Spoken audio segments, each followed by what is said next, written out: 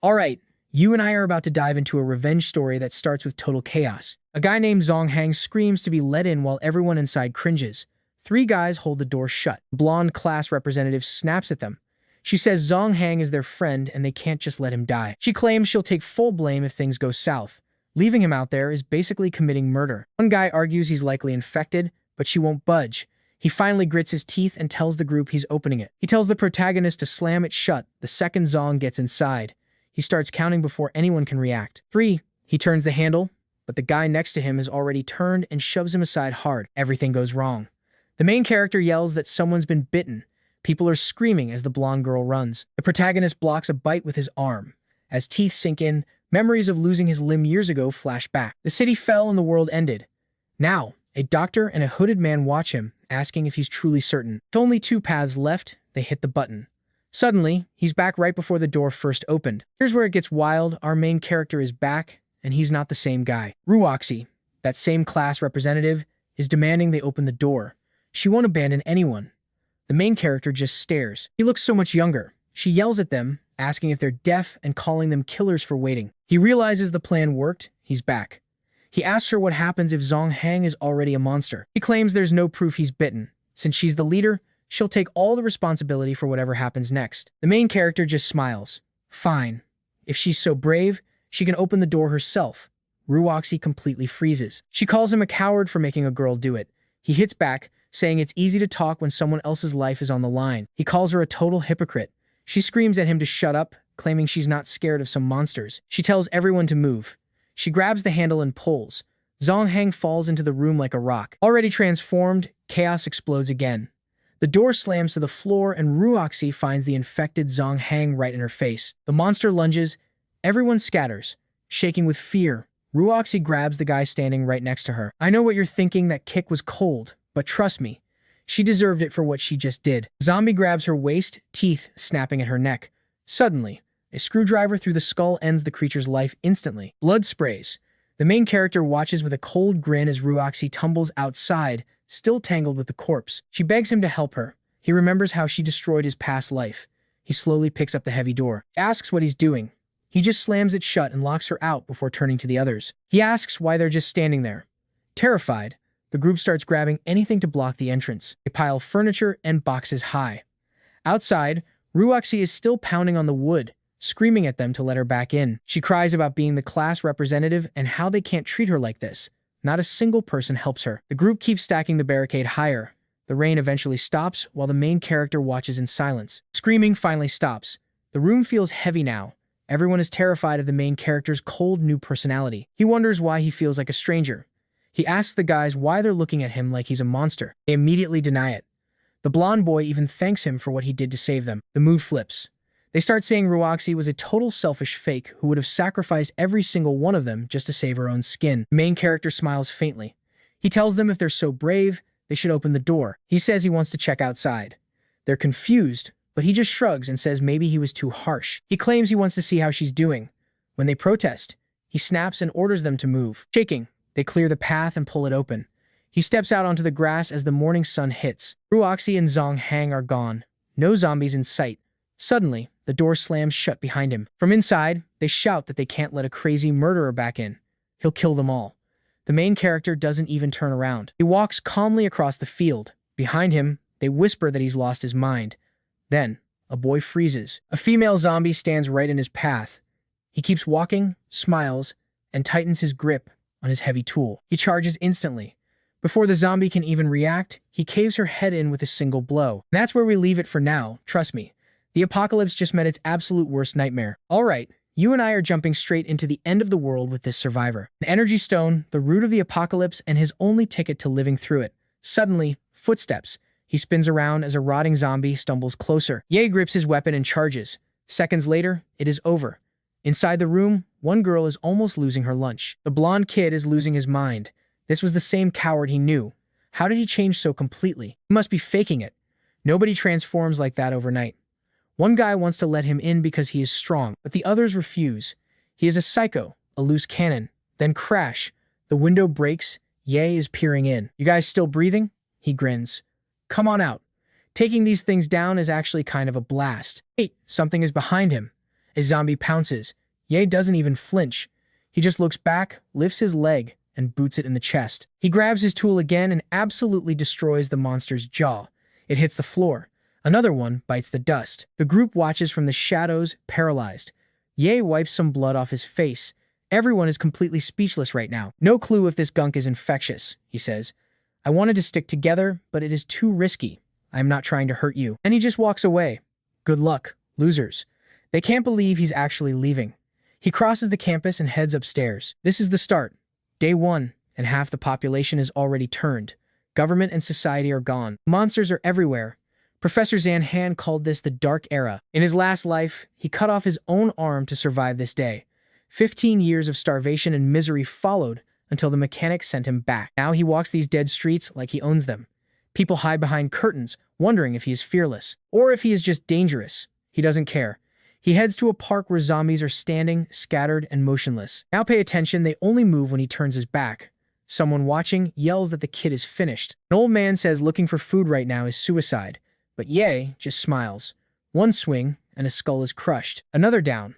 A heavy slam finishes the third. The onlookers are stunned. Where did he get this confidence? Behind a curtain, a girl watches with pure hatred. I am going to kill that punk, she whispers. Ye is gasping. Then he hears wings. Birds fly. 3 more zombies are closing in. It is getting way too crowded out here. He bolts. The noise must have triggered a horde. Nearby, someone laughs at the kid running for his life. Ye finds a shop and bangs on the door. He looks right at the camera. Open the damn door. I am being hunted. Inside, an old man says it's crazy. Nobody opens up for a random stranger today, but the gate starts moving. A zombie leaps at him. He cracks its skull in midair. An old lady zombie is right behind it. He takes her down too. He slides under the rising gate and rolls inside. The horde hits the door, but he is safe. The place is a gold mine. Food and supplies everywhere. He sets up a base. A little girl watches him. Next door at a club, Spank is using binoculars. He says some kid is wrecking the zombies out there. A guy with a mohawk tells Brother Centipede a student just soloed 6 monsters. Centipede laughs with girls around him. Then they are weaker than I thought. If a kid can do it, we are going to rule this place. Back at the shop, Ye smiles. He looks toward the counter. Come out. I know you're there. And give me the keys. I know what you're thinking. Is he actually hurt? He groans and grabs his arm. My wound is bad. I am dying. A girl steps out and throws him some medicine. He grabs her wrist. Do not make this a romance. Ye demands the remote, saying he won't hurt her. She plays dumb, even though she is clearly holding the thing. He lunges and grabs it. She runs, hiding behind the counter with her eyes wide and terrified. He kicks a shelf to scare her. Calls her a moron for believing he was hurt. The rain starts. He collapses on the bed, exhausted. The little girl starts carefully cleaning his missing arm for him. The pain is absolutely excruciating, but he holds it in. Finally, she finishes. He thanks her for saving him. She packs up the kit and says it is too dangerous out there. Her dad told her to stay. He can rest. She promises to bring him food. He thinks she is too nice. Out of every door, she is the only one who helped. Without her, he was a dead man. Then he hears her voice outside, asking what some strange men want. A crew is outside. Centipede thanks the girl for letting his friends inside the store. She asks if they just want food. He just grins. Yeah, and everything in this building belongs to him now. They laugh, saying her dad was zombie bait. And trust me, you and I are about to see him regret that. Stick with me, you are about to see our main character watching his past life end as they murder that girl. That was his old life. This time, everything changes. She needs to learn how cruel the world is, even if she hates him. A knock at his door. He snaps instantly, asking why she is bothering him, and she just offers a quiet apology. She washed his filthy clothes for him. Her kindness just makes him angrier. He tells her to toss them and leave. Embarrassed, she agrees. He thinks to himself that with a personality like hers, she will not survive the week. Still, the hot water feels amazing. Soon, everything will be contaminated. Moments like this are about to vanish forever. He finishes up. The store is stocked with food and water for now. Next step, getting gear and weapons. He checks the mirror. Being young again is a total gift. No back pain, no burning legs, just raw potential. Only downside is his missing abs.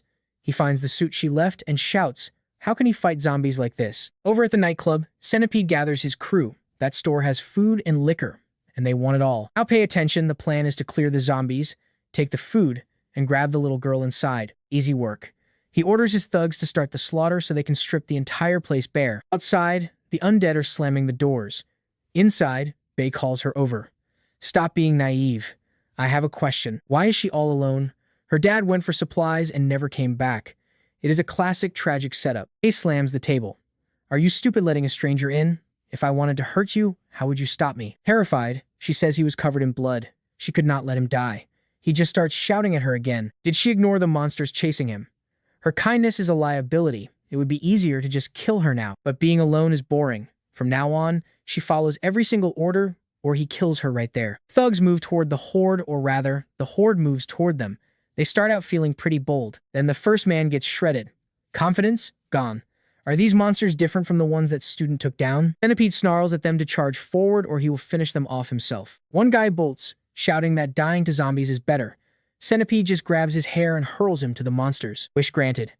The man screams in pure terror as the monsters start tearing into his flesh. The rest scramble to fight, but more are coming. Centipede realizes they are completely and utterly outnumbered. His horde is not stopping. They have to run. Meanwhile, back at the store, everything is eerily quiet. The girl brings Bae a bowl of ramen. She made it just for him, along with the hot water he requested. He tells her to leave.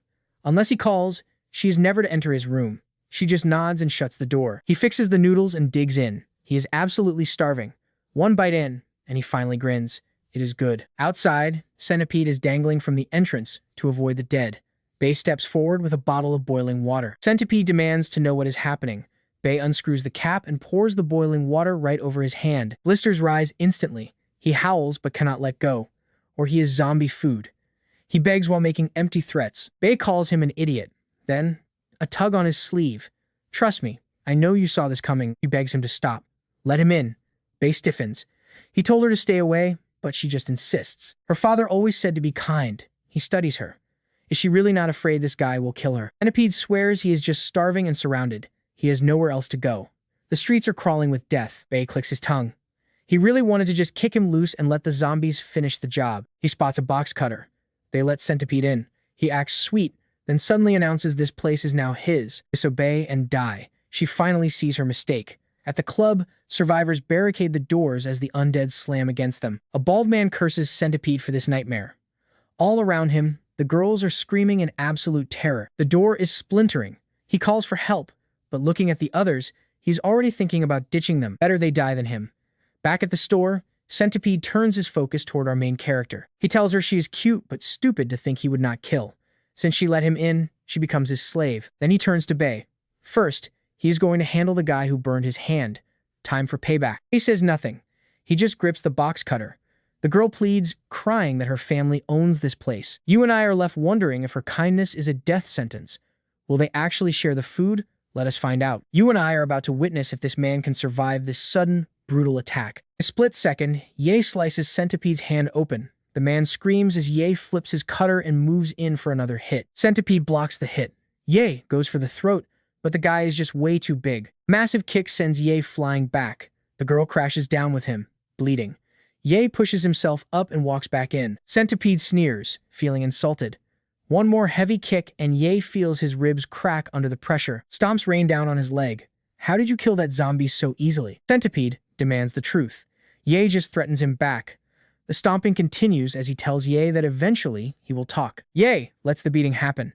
He needs her to see how cruel and cold this world really is. Finally, Ye gasps out a promise to explain. Centipede offers him a quicker death if he decides to cooperate now. Ye spits blood in his face. Big mistake. Centipede slams him against the wall and kicks him again with fury. The beating gets worse. Centipede screams at him to die.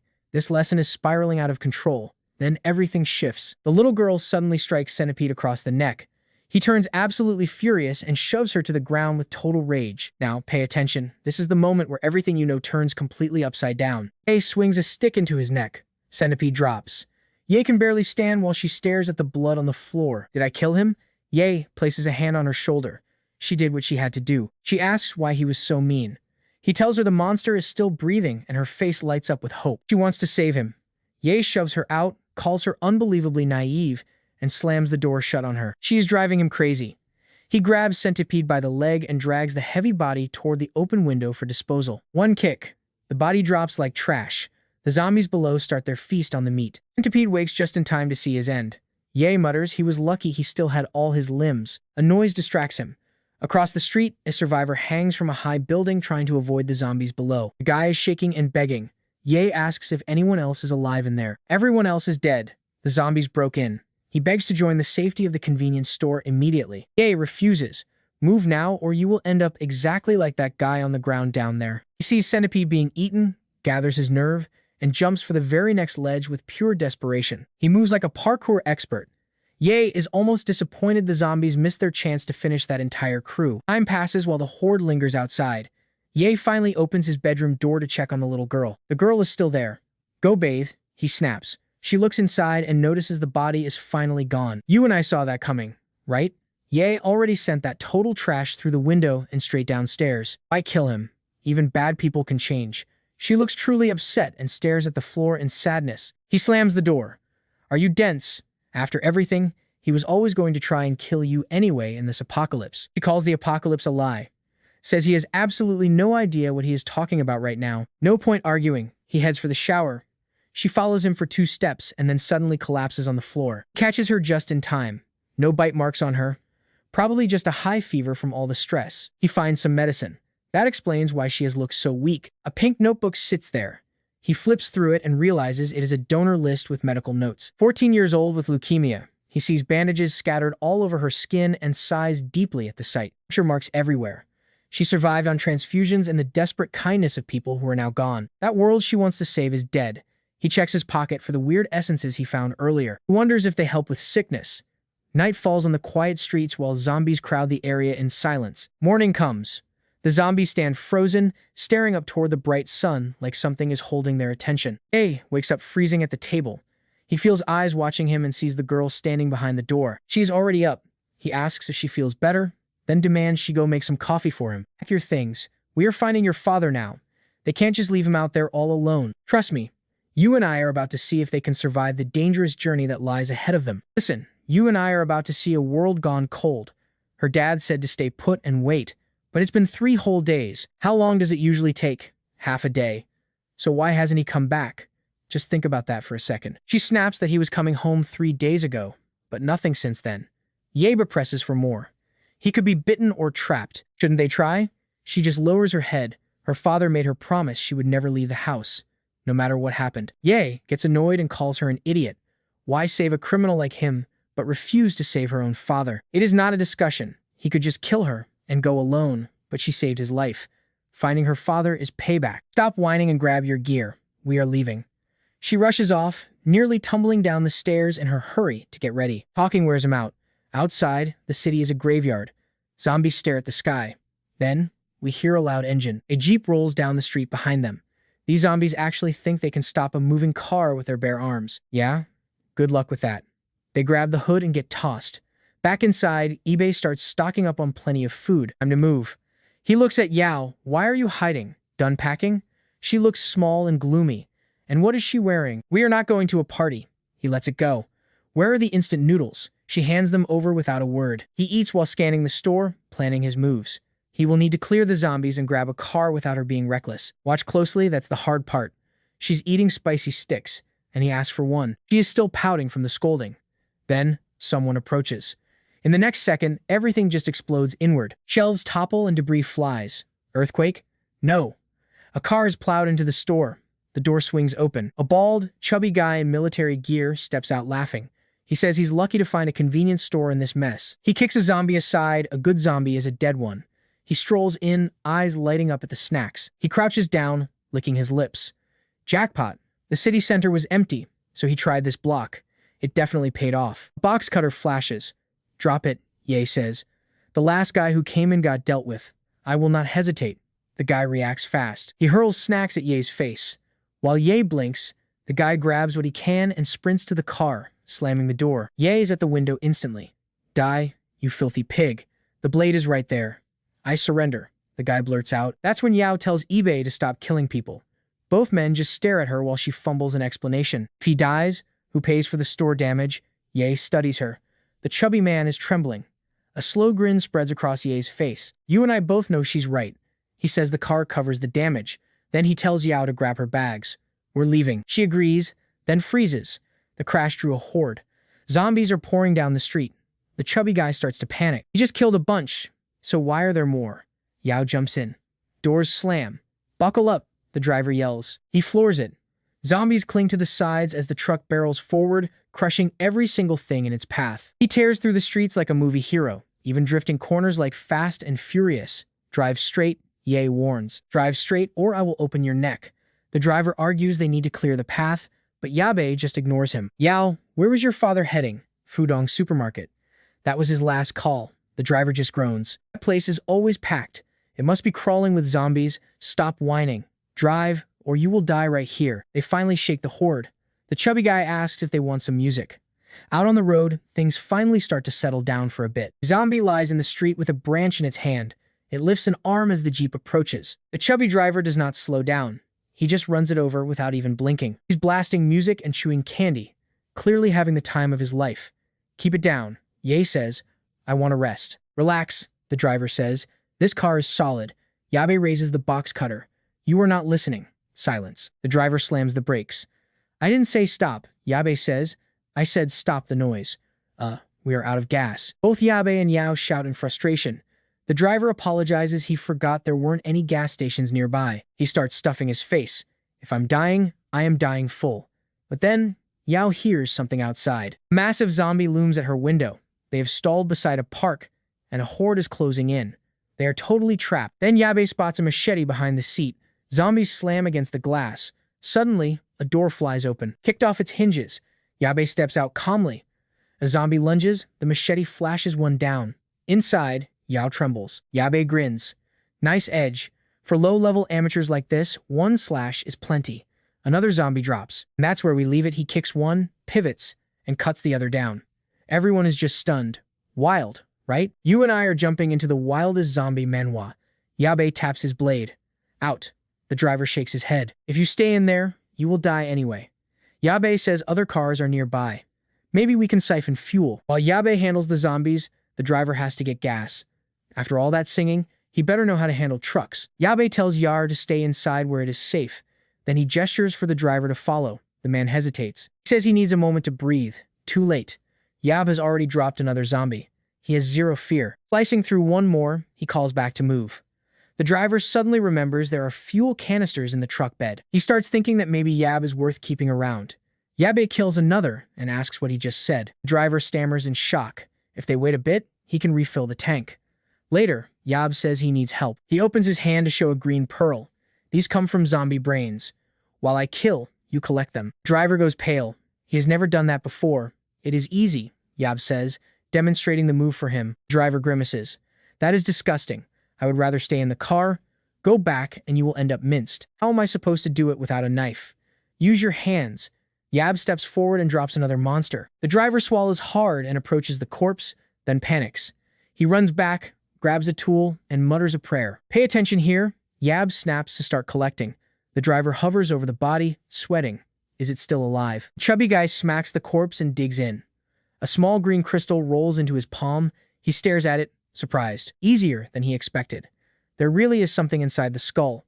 He never imagined a human head could produce this. Are these worth money? He asks. Shut up, Yabe replies. The guy wonders if this is why everyone became a zombie. Maybe he should pocket a few. Meanwhile, Yab cuts down another cluster of them. After a while, he calls it. That is enough.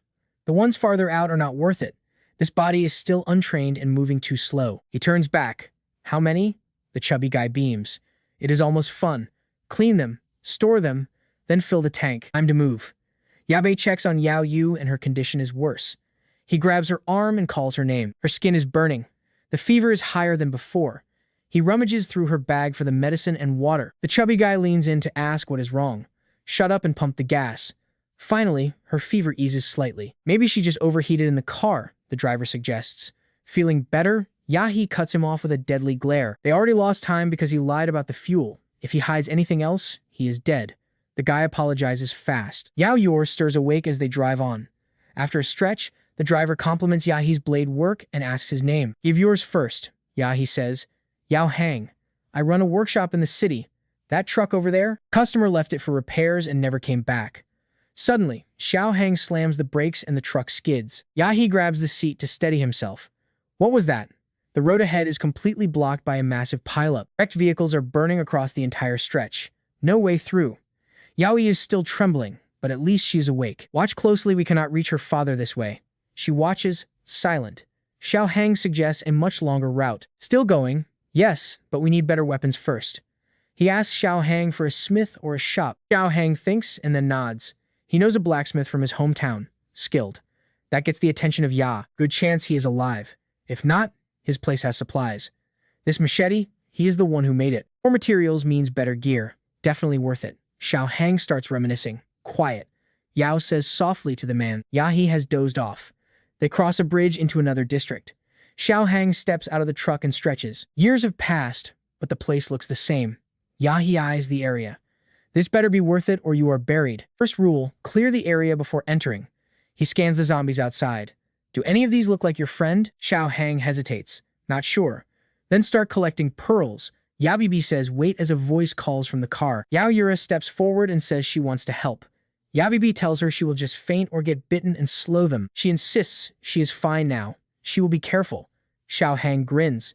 If she is brave, I will dig, and she collects. If either of you gets bitten, I will cut you down myself. Yora notices he says it like he would not hesitate. Yabibi moves in, carving through zombies. Xiao Hang cracks skulls while Yao Yura drops the green pearls into a bag. From a nearby building, someone watches through binoculars. A man with a cigarette. His eyes are dark with irritation. And that is where you and I leave it. Brother Lu snaps. Knock next time. A rookie trembles outside. All right, you and I are about to see what happens when a total beast starts a solo zombie massacre. Lu knows he is strong, but the rookie is shaking. This guy isn't just a survivor, he's built differently. Lu just gestures. A girl serves him noodles while he hands a pack to the rookie. Eat first, then report. Rookie beams, calling Brother Lu amazing, while the leader casually strokes the girl nearby. She is clearly starving and collapses. Lu orders the men to move, grab the big guy, and the rest. Do it and get rewarded. Meanwhile, the zombies are down. Ye tells Jiao Hang to scan the area while he checks the shop. He kicks the door open to find a fully stocked blacksmith shop. He scans the entire room. Anvils, tools, racks of blades. The forge is still hot. Someone was just working in here. Jiao Hang says the place looks fine, but his friend is missing. Bring the pearls and scrap metal. Sharpen your blade. Why not take these ready-made weapons? Jiao Hang asks. Ye says they will be useless in just 1 week. Xiao Hang gets the message. Ye is crafting something special. Move. Bring those pearls. Xiao Hang mutters about his short temper. Yao Yuer asks for orders. The forge roars as the first mechanic skill activates. Construction. Ye slides a steel tube into the flames and begins hammering. Xiao Hang watches, absolutely stunned by the skill. How does a kid this young know blacksmithing? Pour the pearls in. Ye orders, and Xiao Hang moves fast. Watch closely here. Those pearls melt into a glowing green liquid that radiates pure magical energy. He adds strawberry juice to the molten mix. The fluids fuse together, and he coats the blade in that glow. The metal drinks in the light as the hammering continues. Outside, Brother Lu's gang hears the rhythmic ringing. The rookie is terrified, but a sharp-jawed man just sees easy loot. The long-haired guy wants the girl. A man in a polo shirt warns them. If Brother Lu wants this guy dead, he is a serious threat. Better wait for night to strike while they sleep. Inside, Ye is forging something mechanical, precise, and futuristic. Jiao Hang wonders if this kid is some kind of top-tier engineering genius from an elite university. Ye finishes one part and starts the next. He pulls a piece from the cooling water. Jiao Hang whistles. That electric pattern is insane. Ye smiles. The materials are ready to show what a real mechanic can do. Yao Yuer sets noodles down, feeling safe. Suddenly, a hand clamps over her mouth. She is totally trapped. The creep drags her away, laughing. Back inside, Ye has just finished sharpening a brand new blade. He locks the metal into a mechanical frame. Jiao Hang stares, saying he has only seen this in movies. Ye connects the power cables.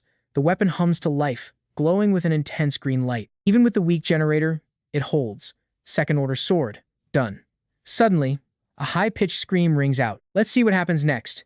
They rush outside only to find Brother Lu's gang holding the girl hostage. The bald leader demands the weapon or she dies.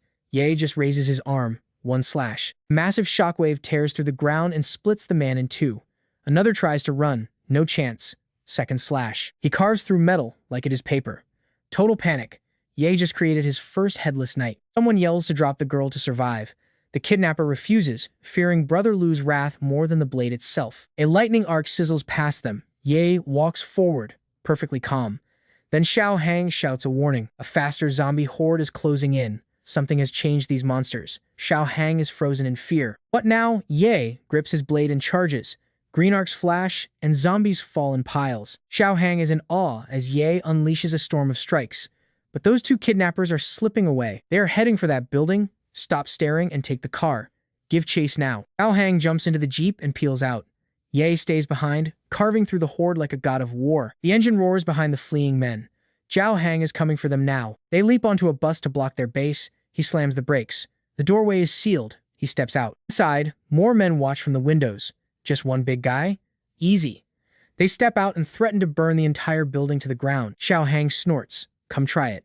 A thug brags about his body count compared to the big guy's appetite. Old claim considering his size. Xiao Hang braces himself for the impact. You and I just saw a legend in the making. That green crescent flash, it is game over for them. All right, you and I are back as our main character, carves through zombies like butter. He says they're saving her, then slices a whole bus in half. More thugs are hiding behind the pillars, ready to jump him. He walks out into the open, and a knife comes flying. He senses the blade, blocks it midair, and counters with a lethal slash. Another body falls behind the crates. A Molotov comes flying, but he dances right past it and unleashes a green crescent slash. Then a gunshot cracks. The bullet misses by an inch. He's dodging like he's in the Matrix while the boss, Brother Luo, watches from above. Luo calls him brilliant and wonders how he's this strong. He even offers a drink, claiming he likes talent. Our main character just raises his sword. Luo points a finger at the girl. One wrong move and her peaceful sleep turns into a permanent one. He claims he's being polite, so he tells our hero to stop acting tough before they test if a bullet is faster than a blade. He studies the villain in silence. Xiao Hang whispers, asking for the plan since the enemy is packing heat. Our main character suddenly smiles and agrees to talk. He claims he's onto something big and needs more men. He tells Luo to gather everyone. Luo narrows his eyes, questioning why he wants to talk to everyone. Fine then, they'll give him a welcome. Xiao Hang mutters that this is insane, facing them all alone. If you're scared, just leave, he says calmly. Xiao Hang is shaking, but he's not letting his friend go in alone. No regrets. Now, pay attention, because things are about to get intense. The lackeys escort him inside. He stands in a room packed with the entire crew. Luo welcomes him to the party. Luo says every healthy person within 15 kilometers is here. He introduces himself as the leader, Luo Shang, and asks for a name. He says he remembers. Then he asks Luo if he knows how this disaster started. Luo freezes. How does this kid know about the origin? He compliments the boss for seeing the signs early and hoarding all these supplies. He mentions Luo's plan to form the Nether Dragon Association. The boss is shocked that name was supposed to be a secret. How does he know? Our hero pulls out a green pearl and says Luo is probably more interested in this. Luo gets impatient and tells him to stop the games. He pauses, then explains it could be an overseas bird virus. Maybe it was a population control weapon. Or even an alien meteor that brought something unknown to our world. He knows Luo heard these theories, which is why he moved everyone from the city to this remote mountain base. Luo nods, knowing more about the virus than he lets on. He pulls two glowing pearls from his own pocket. He doesn't get why these form in zombie brains, but he suspects the sword is the key. You saw that too, right? This is a trap. Our hero confirms it, but says he needs help. Luo agrees, but only on one condition: he wants that sword. He starts to lift it, but Luo reminds him about the girl. Nobody wants a tragic ending here, right? He pauses and hands it over. A lackey tries to take it and nearly collapses because the blade is impossibly heavy. Luo scoffs and tries to lift it himself, but it won't budge. He laughs dryly. Fine, he says. Go on and explain. He tells them the truth. When someone gets infected, a pearl starts forming in their brain. At first, it's just dark energy. The longer it stays in a zombie, the more energy it absorbs. And that energy is actually compatible with humans. It can also forge weapons way stronger than anything made of normal steel. Luo leans forward, clearly interested in the power. Luo asks if they can just eat them to get stronger. Our main character says it's possible, but most people turn into zombies. Luo asks what happens to the survivors. Just watch, he says. I'll show you. Step 1, activation. He connects two power cables and green energy surges through the room. The generators spark and explode into flames. Total blackout. Luo shouts, demanding to know what he did. In the darkness, our hero grabs his blade and lunges. Luo fires his gun, but he slips right past the shot. He grips his blade tight and slices the boss apart. The dying leader realizes his mistake too late. He underestimated the wrong guy. The Nether Dragon gang ends here, he says coldly. In another life, you'd be a tyrant building weapons and slaves, but not this time. One final slash finishes the job. More bodies drop and the floor is a mess of blood. He looks at the girl, still unconscious, and finally relaxes a bit. He gently brushes her hair back. The world is cruel enough, and she shouldn't see this carnage. Then, a shadow appears. It's Xiao Hang, the guy who ran off earlier. He walks in with a flashlight and freezes, You killed them all? Yeah. He picks up a weapon from the ground. Mission accomplished. But wait, Xiao Hang has a question. He says he didn't come for them, but for the future. Weapons are evolving now. Xiao Hang wonders what it'll turn into. He even praises the trick of using pearls to blow the generator. That's some serious big brain energy right there. A bottle clinks on the floor and they turn to see a girl begging for her life. Trust me, things just got complicated. All right, stick with me because this post-apocalyptic mess just got a whole lot weirder for our crew. Xiao Hang finds a girl claiming she was enslaved. She says she is innocent. Ye asks her the real question, does she know where Luke stashed all those high-quality supplies? She agrees to lead them. On the way, Xiao Hang learns she's originally from the Eastern City, just another survivor trying to make it. They reach an elevator. 6th floor is the jackpot. Ye tells Xiao Hang to guard Yor while he heads up to the storage with their new guide. Back at the ruins, a wounded lackey crawls through a sea of corpses. He finds Luke Shan, or what's left of him, after being sliced in half. His eyes land on a pearl. He remembers Yabi calling it black metal energy. It's his only way out. Now pay attention to this guy. He's about to make a choice that'll haunt him forever. He swallows the pearl, veins bulging as his body begins to mutate. Thunder crashes as he convulses. Elsewhere, Yaoi wakes up to a heavy downpour outside. Xiao Hang tells her to take it easy. She's safe now. She was kidnapped, but they got her out. Ye returns to find her awake. Find the loot? Xiao Hang asks. Plenty of loot, but moving, it takes time. The girl? She vanished into the rain. Ye finds it strange, but they reach the storage anyway. He tells them to just forget her. They need sleep before the storm clears and the streets are flooded with zombies again. Somewhere else, a girl is showering. A man's voice creeps through the door. He tells her she's in his house and nothing is free. He rattles the handle, saying she only has her body to pay for his protection. She screams for help, but there is no one around. He laughs. In this rain, no one can hear a thing. Then, the door creaks open. He freezes, stepping out to see what happened. Big mistake. A scream echoes. The girl peeks out to see a massive shadow looming over the body. The massive creature slammed the man into the wall. She shrieks. The monster just stands there, staring her down with cold eyes. It reaches for her. She begs it to stay back. It stops, sees its reflection, and collapses, while clutching its head in absolute agony. I'm not a monster. He pounds the floor, screaming, and wondering why he turned into this hideous thing. Terrified, the blonde asks who he is. He says he was shot, swallowed a pearl, and then his body just started changing. People become this by eating those metal pearls. Someone named Ye told him. He took the pearl right from a monster's head. Her eyes sharpen. He mentioned Ye. Suddenly bold, she demands to know exactly where he's hiding. The creature says Ye just arrived and slaughtered everyone in a southern building. The blonde girl from the beginning just smiles a cold, dark smile. She wants Ye dead. The monster shakes his head. Impossible. That guy is just way too strong. You see that look in her eyes? Yeah. You and I both know she's up to something. She tells him they're enemies now. He feels powerful but can't control it. He asks if she's scared. She just laughs, like she's lost her mind. She touches his massive arm. You're strong, she whispers. Much stronger than you think. Help me kill Ye and I'll give you whatever you want. She's not afraid of this giant beast. He lifts her up, totally excited. Then I'll help you kill him, he roars. The deal is set, but his body suddenly trembles. He falls, screaming in pain again. Morning arrives. Ye gears up. In the warehouse, they find a goldmine of noodles, cigarettes, and drinks. Total jackpot for the apocalypse. He straps that devil's sword to his back. Supplies are packed. Time to move. They head downstairs. Xiao Hang freezes. The car roof is crushed like a meteor hit it. He's practically in tears looking at his ride. He can't even open this. Ye studies the damage. This wasn't the storm. He draws his blade. One clean slash. The roof pops right off. Now the truck is a convertible. Mirrors are fine. Engine still runs. They climb in and get ready. Time to find her father? Xiao Hang asks. Yes. They roll out with a grin on their faces. Convertible for the apocalypse? Not bad. Then the zombies spot them. Nearby, a group of students is sprinting away from a horde. Ye recognizes them. His old classmates are actually still alive. They're screaming for help as one girl trips and falls. Zombies swarm. Suddenly, a green energy slice cuts the air. The horde drops. The students just stare in absolute shock. Then they see Ye walking over. He smiles. Didn't expect to see you guys again. They start thanking him frantically. They thought they were goners. One guy asks how he got so strong. Ye just ignores him. Where are you heading? They fled the school and heard about an island camp. Many died on the road. Then one of them spots the truck. Can we get a ride? Another girl asks for food. She's starving. Yao watches them, seeing the desperation in their eyes. Xiao Hang mutters that they probably just want the car. Ye raises a hand to quiet them. He's got other plans. Car is low on gas.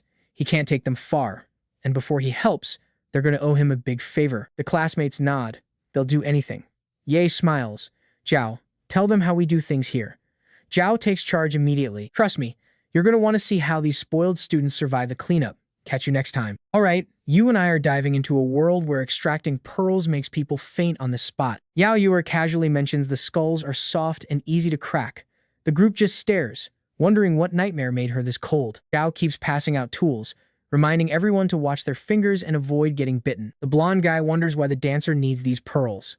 Meanwhile, Yao Shuet keeps clearing out zombies so they can work. 2 hours later, the bag is stuffed. Yao Wei offers some food, but Xiao Hang completely loses it and snaps. He hates Yao giving away their stash. The students beg for a bite, but the chubby guy won't share a single crumb. Suddenly, a metallic crunch hits the car frame. That mutated monster from before is back, and he looks hungry for blood. Yao's realizes this thing is an evolved ability user. He yells at them to run just as a blade barely misses him. Now watch this part, because this isn't some mindless beast we're dealing with, it's actually thinking. Rui steps out, looking like the queen of the apocalypse. Ye's expression turns dark, while the students recognize their former class rep. Ruby claims she did whatever it took just to hunt Ye down. She commands the beast to kill him, leaving Ye totally confused. The beast lunges, forcing a fight. But just as Ye remembers his name, a massive fireball explodes between the two fighters. A long-haired figure covered in flames watches from the roof. Far away at sea, a man smokes a cigar, enjoying the peace. He laughs that zombies can't fly, but their supply run ends early when the next boat suddenly goes up in flames. The flame creature touches down. The crew screams for a second before they're wiped out. Now, back to the city streets. The fire spirit looms over the building. Ye and the monster both stop their fight to look up at the new threat. It's an elemental evolution, pure nightmare fuel. Roxy asks her pet if this is an ally, but even the monster is clueless. The flame girl dives down and grabs his throat. No mercy here. He tries to talk her down, but she's not listening. She kicks him straight into a car and lets the flames rip. Xiao Hang screams as they ride and all their food burns. Forget the supplies, just run. Ye grabs Yao Yu and bolts while Roxy orders her beast to finish them off right now. The monster is struggling to keep up. Suddenly, the flame girl launches a massive fireball directly at the innocent Yao Yu. The asphalt explodes. Everyone scatters in the chaos, but Yi manages to pull Yao Yu to safety at the very last second. A massive wall of fire cuts them off. Ye screams for them to move, but Xiao Hang is totally lost and panicking. I know what you're thinking, how are they going to survive this nightmare? Stick with me to find out. He tries to convince her they're on the same side. Did she also consume that weird black metal energy like he did? She whispers something about a black pearl before collapsing in pain. She never even wanted to eat that cursed thing. She reveals that psychos tied her down and forced the pearl into her. Now she wants revenge, and whoever helps gets the ashes. The monster feels her pain. He was forced too. But Rui snaps them back to reality. Yi is finally escaping. She mocks them with a smirk. How are they going to get their payback if they let the target slip away now? The beast promises he can still smell him. The flame girl wonders why this Yi guy is such a big deal to them. Monster thinks Yi knows the secret of the pearls, maybe even how to turn them human again. That gets her attention. If she can be human again, she's in. As Yi's group runs, a car flies through the air and explodes in their path. The beast lands, growling that the round isn't over. He knows Yi holds the dark truth about the cursed pearl. No more running. Yi tells Xiao Hang to get Yaoer out of here while he holds the line. They duck around the corner. The flame girl is already there. They're surrounded. Ruoki just sits on a car, laughing at their pathetic and hopeless struggle. No way out. Yi is done playing games.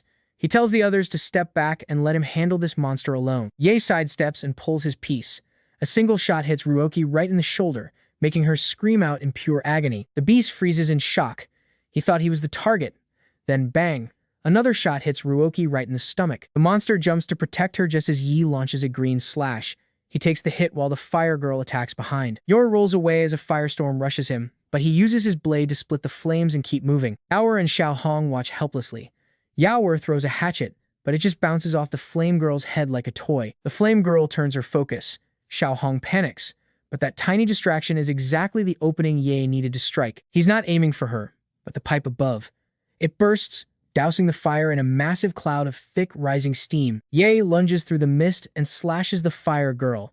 She screams and stumbles back, forced to retreat into the shadows. The monsters retreat, battered and broken. Trust me, you and I need to see what happens next in this story. You and I are jumping in as Yoi drops to his knees, spent. Yao Yuer rushes over. but he's just relieved they're okay. Having survived 2 ability users, Xiao Hong asks where they came from. Yi explains that when humans consume pearls, everything changes. Most turn into zombies, but in 1 out of 10,000 cases, someone actually evolves into a powerful ability user. Even rarer is keeping your sanity. Xiao Hong wonders how he knows this, but he promises to explain it later. Now they have to decide their next move. No car and no food, not exactly the best situation for the group. This apocalypse is moving faster than before.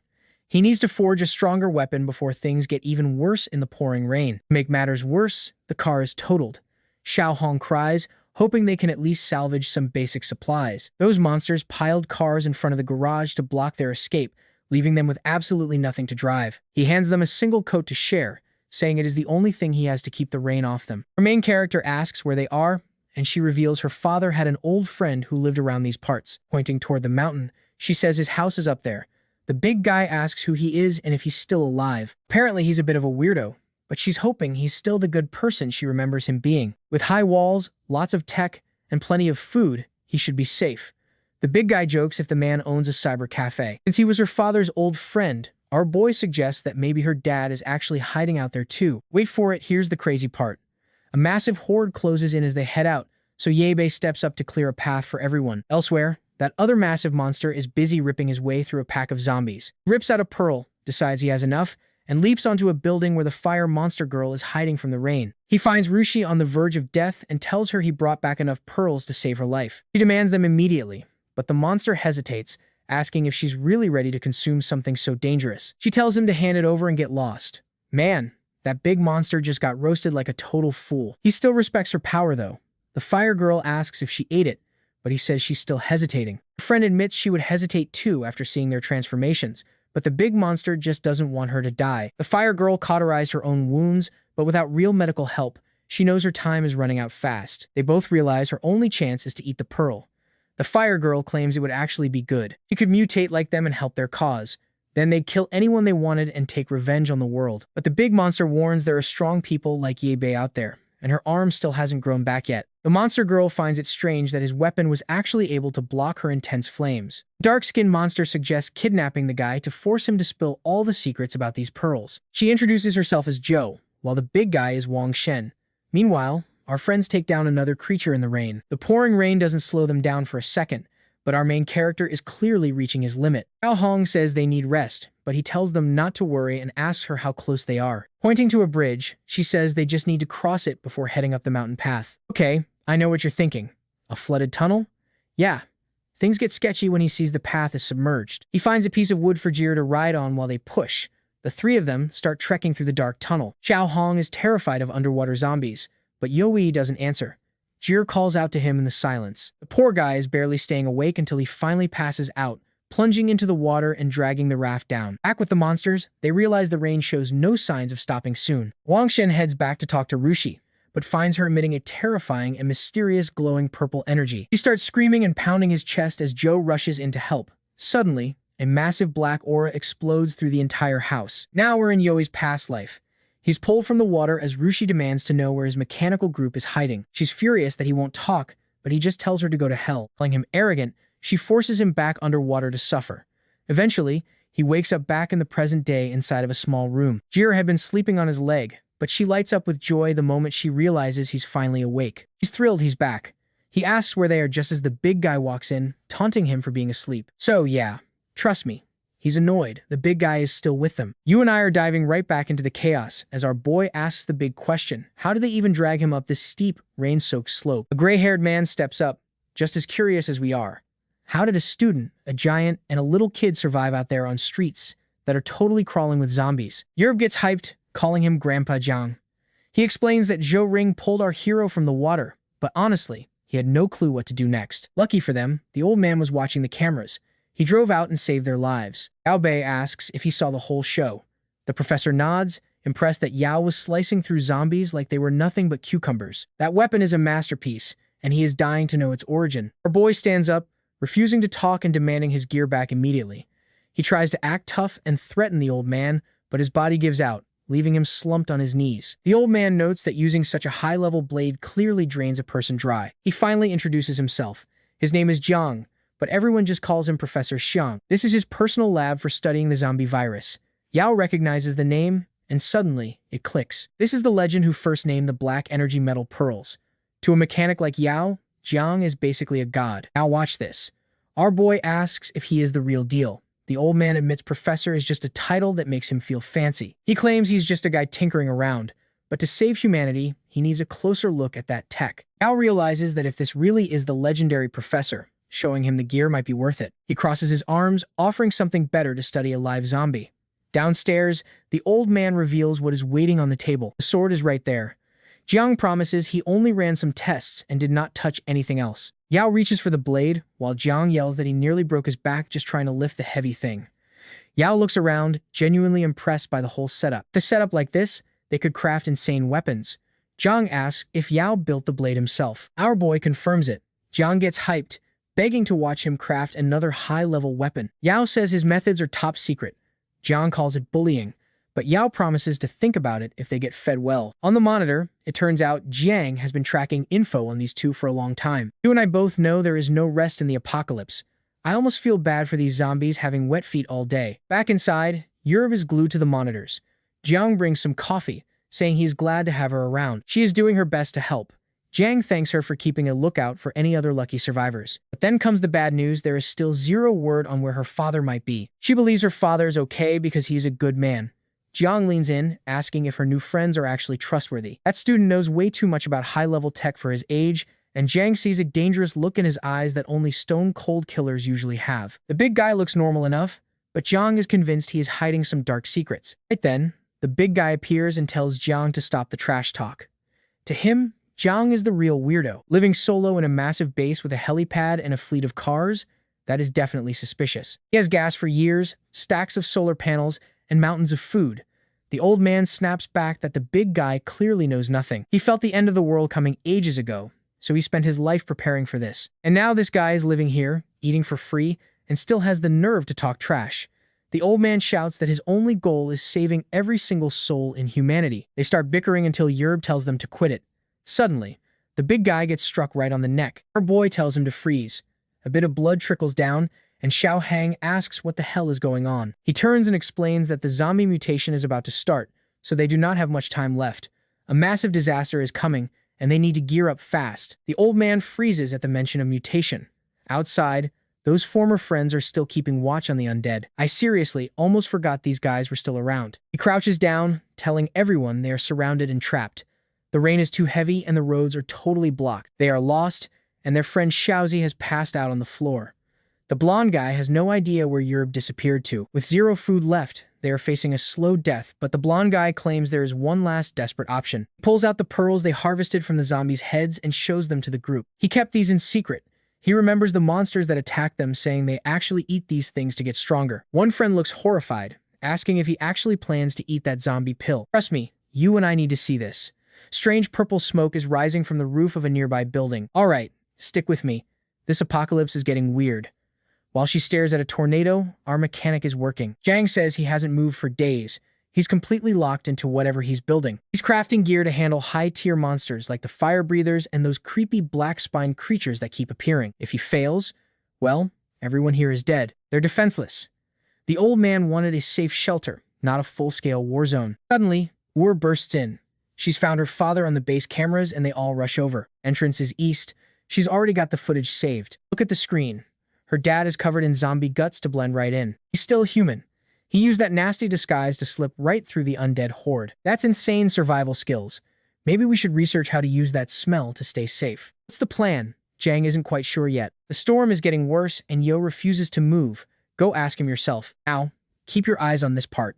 Yo is still grinding away, refusing to let anyone in. He should at least comfort her. Our boy just asks why he doesn't go rescue him himself. Then he shows it off. A custom gun and a blade powered by crystal tech. He picks them up easily. These weapons actually read his thoughts. Careful with the energy. Song Hang is taking notes. He's totally hyped about this new gun. It needs time to charge up. Each shot is massive, so he better not miss. His eyes go wide.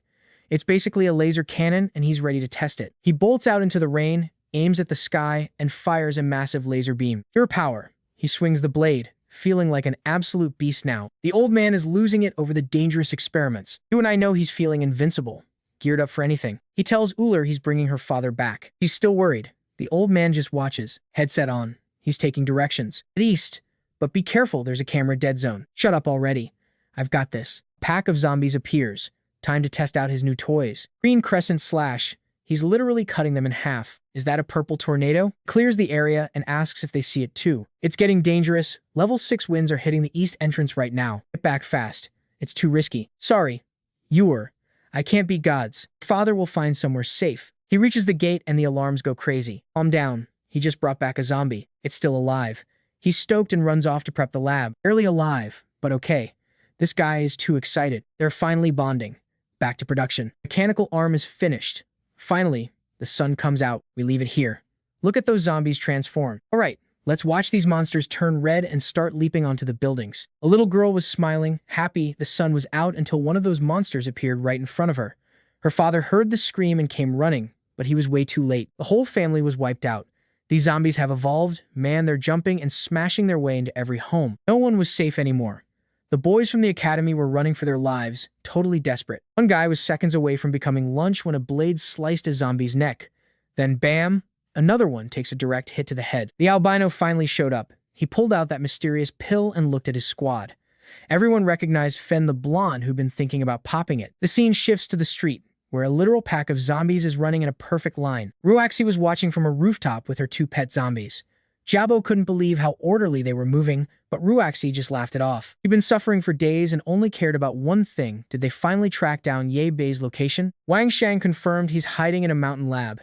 He thought it'd be a cakewalk to just break in and end him right then and there. Ruaxi wants more. She wants him to look into the eyes of the person who's actually killing him. She wants him to drown in despair first. Back at the base, Xiao Hang and Yu were heading out when a massive alarm started blaring. Xiao Hang was confused, but the old man stopped them cold. Something huge was heading their way and fast. Now pay attention here, because a massive horde of zombies was suddenly converging on their exact position. Xiao Hang was shaking. How many? The old man's answer? At least 1,000 of them. The big guy asked if they were the only humans left. The old man didn't have a clue, but he knew they had to warn Ye Bei immediately. The big guy sprinted to the door, pounding on it and screaming that 1,000 zombies were about to swarm them. But Ye Bei already knew. The big guy got excited. Was it time for a massacre? Nope. Our boy said he wasn't ready at all. That killed the mood instantly. I mean, how are they supposed to survive 1,000 monsters? Ye told them to step up and learn to handle this. He was still busy with his research and couldn't stop. He figured if this was the real Professor Zhang, they could fix everything together. But the big guy wasn't buying any of it. Ye just kept working, ignoring him. So the big guy walked out, grumbling that he'd have to settle this himself. Climbed the watchtower, looked down, and his heart sank. The horde was literally at the front gate. The lab walls wouldn't stand a chance against that many. He raced to the car, knowing he had to stop them from surrounding it. The old man was panicking, but the big guy just yelled at him to open the damn gate. He had a plan, and if it failed, everyone better run. Before they could react, he was already charging out. He dove straight into the middle of the horde, whipped out his gun, and blasted a laser that disintegrated the first wave. And trust me, with this many targets, you and I both know he didn't even have to aim. Ruji was watching from the shadows. That girl is pure evil and dangerous as hell. Even Wang Shang was watching from the tower. He was actually impressed by Xiao Hang's weapon, but Ruji only cared about how long they'd last. Xiao Hang kept blasting away, turning zombies into dust. But the problem? The horde just didn't seem to be getting any smaller. Suddenly, boom! A fireball hit right under the car. The crew inside screamed as the vehicle nearly flipped over entirely. Xiao Hang scrambled out of the wreckage, and there she was. The fire zombie was standing right in front of him. He was furious that this girl used such a cheap trick. He opened fire, shouting that he wasn't scared of her anymore. She dodged, throwing more fire. Xiao Hang pulled a total Matrix move in mid-air and fired right back at her. The monster retreated. He called her a coward, but realized too late that he was now completely surrounded by the undead. Grandpa Zhang was screaming for him to get back. There was no way he was making it out of there. Xiao Hang ran, realizing it was a total trap. Then Wang Shang dropped from above. There was nowhere to run, but the big guy was surprisingly fast, dodging again. He hit the dirt, almost landing a shot. Then he whipped out his blade and nearly carved the guy up, too. Wild, right? He's actually going toe-to-toe with Wang Shang. Even the villain was shocked by how agile he was. He extended his blade, telling Xiao Hang to die, but then the creature suddenly bolted away. Man, this big bald guy has everyone running. Meanwhile, Ruaxi was watching from the tower and she's definitely up to no good. Suddenly, the zombies that were just standing there charged him. Xiao Hang froze, totally confused by their sudden change in behavior. But he still had Ye Bei's special sword. He unleashed a massive green crescent slash at them. They're closing in too fast. Stick with me, because you won't believe it, they've started literally throwing zombies at him. All right, you and I are jumping into the chaos where this poor guy is literally getting rained on by zombies. Turns out Wang Shang was just practicing his zombie tossing skills. He grabbed another one and chucked it right at Xiao Wang. Xiao Hang had to burn a bullet just to survive that air attack. He kept running, basically begging for a miracle. Then another thrown zombie landed and latched onto his leg in a death hug. It went in for the bite. He slashed it off but hit the dirt hard. Just as he prepped a final shot, a green light flashed everywhere. A massive energy wave vaporized everything in its path. Then, a second cannon shot roared right past him. Wang Shang and his crew were stunned.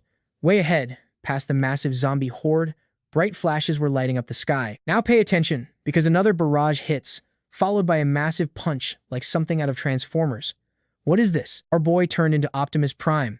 With custom claws and legs fully equipped, Wang Shang shouted that he had finally arrived. The old man was hyped, calling the boy amazing. Even the big guy was stunned by the armor he had built lately, but Ebe told him to snap out of it and focus. The enemies were closing in fast. He ordered him to clear the right side while he held the left until the real monsters showed their faces. Wang Shang knew they had this in the bag. He started blasting while Ebe kicked his boosters into high gear. The kid shot into the air, activated his giant mechanical hand, and absolutely smashed everything in his sight. He had become terrifyingly strong. The big guy could only mumble about how the kid had evolved way too fast. They would get plenty of pearls for new weapons after this. Fired up, he went right back to finishing more. The annoying Ruaki was still watching from the shadows.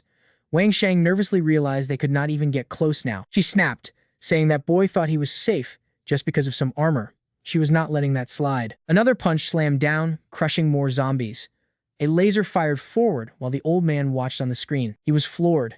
He muttered that an exoskeleton like this should not even exist in their current time period. He could not fathom how eBay turned literal trash into a masterpiece. That is when Yubei finally revealed the truth. Metal actually came from inside the zombie heads. The old man froze, finally understanding why Ibe had hidden it. He took off, eager to dissect the zombie they captured and study its strange properties. Outside, Wang Shang ordered the horde to swarm Ibe again, hoping to overwhelm him with sheer numbers. The ground started shaking like a massive earthquake.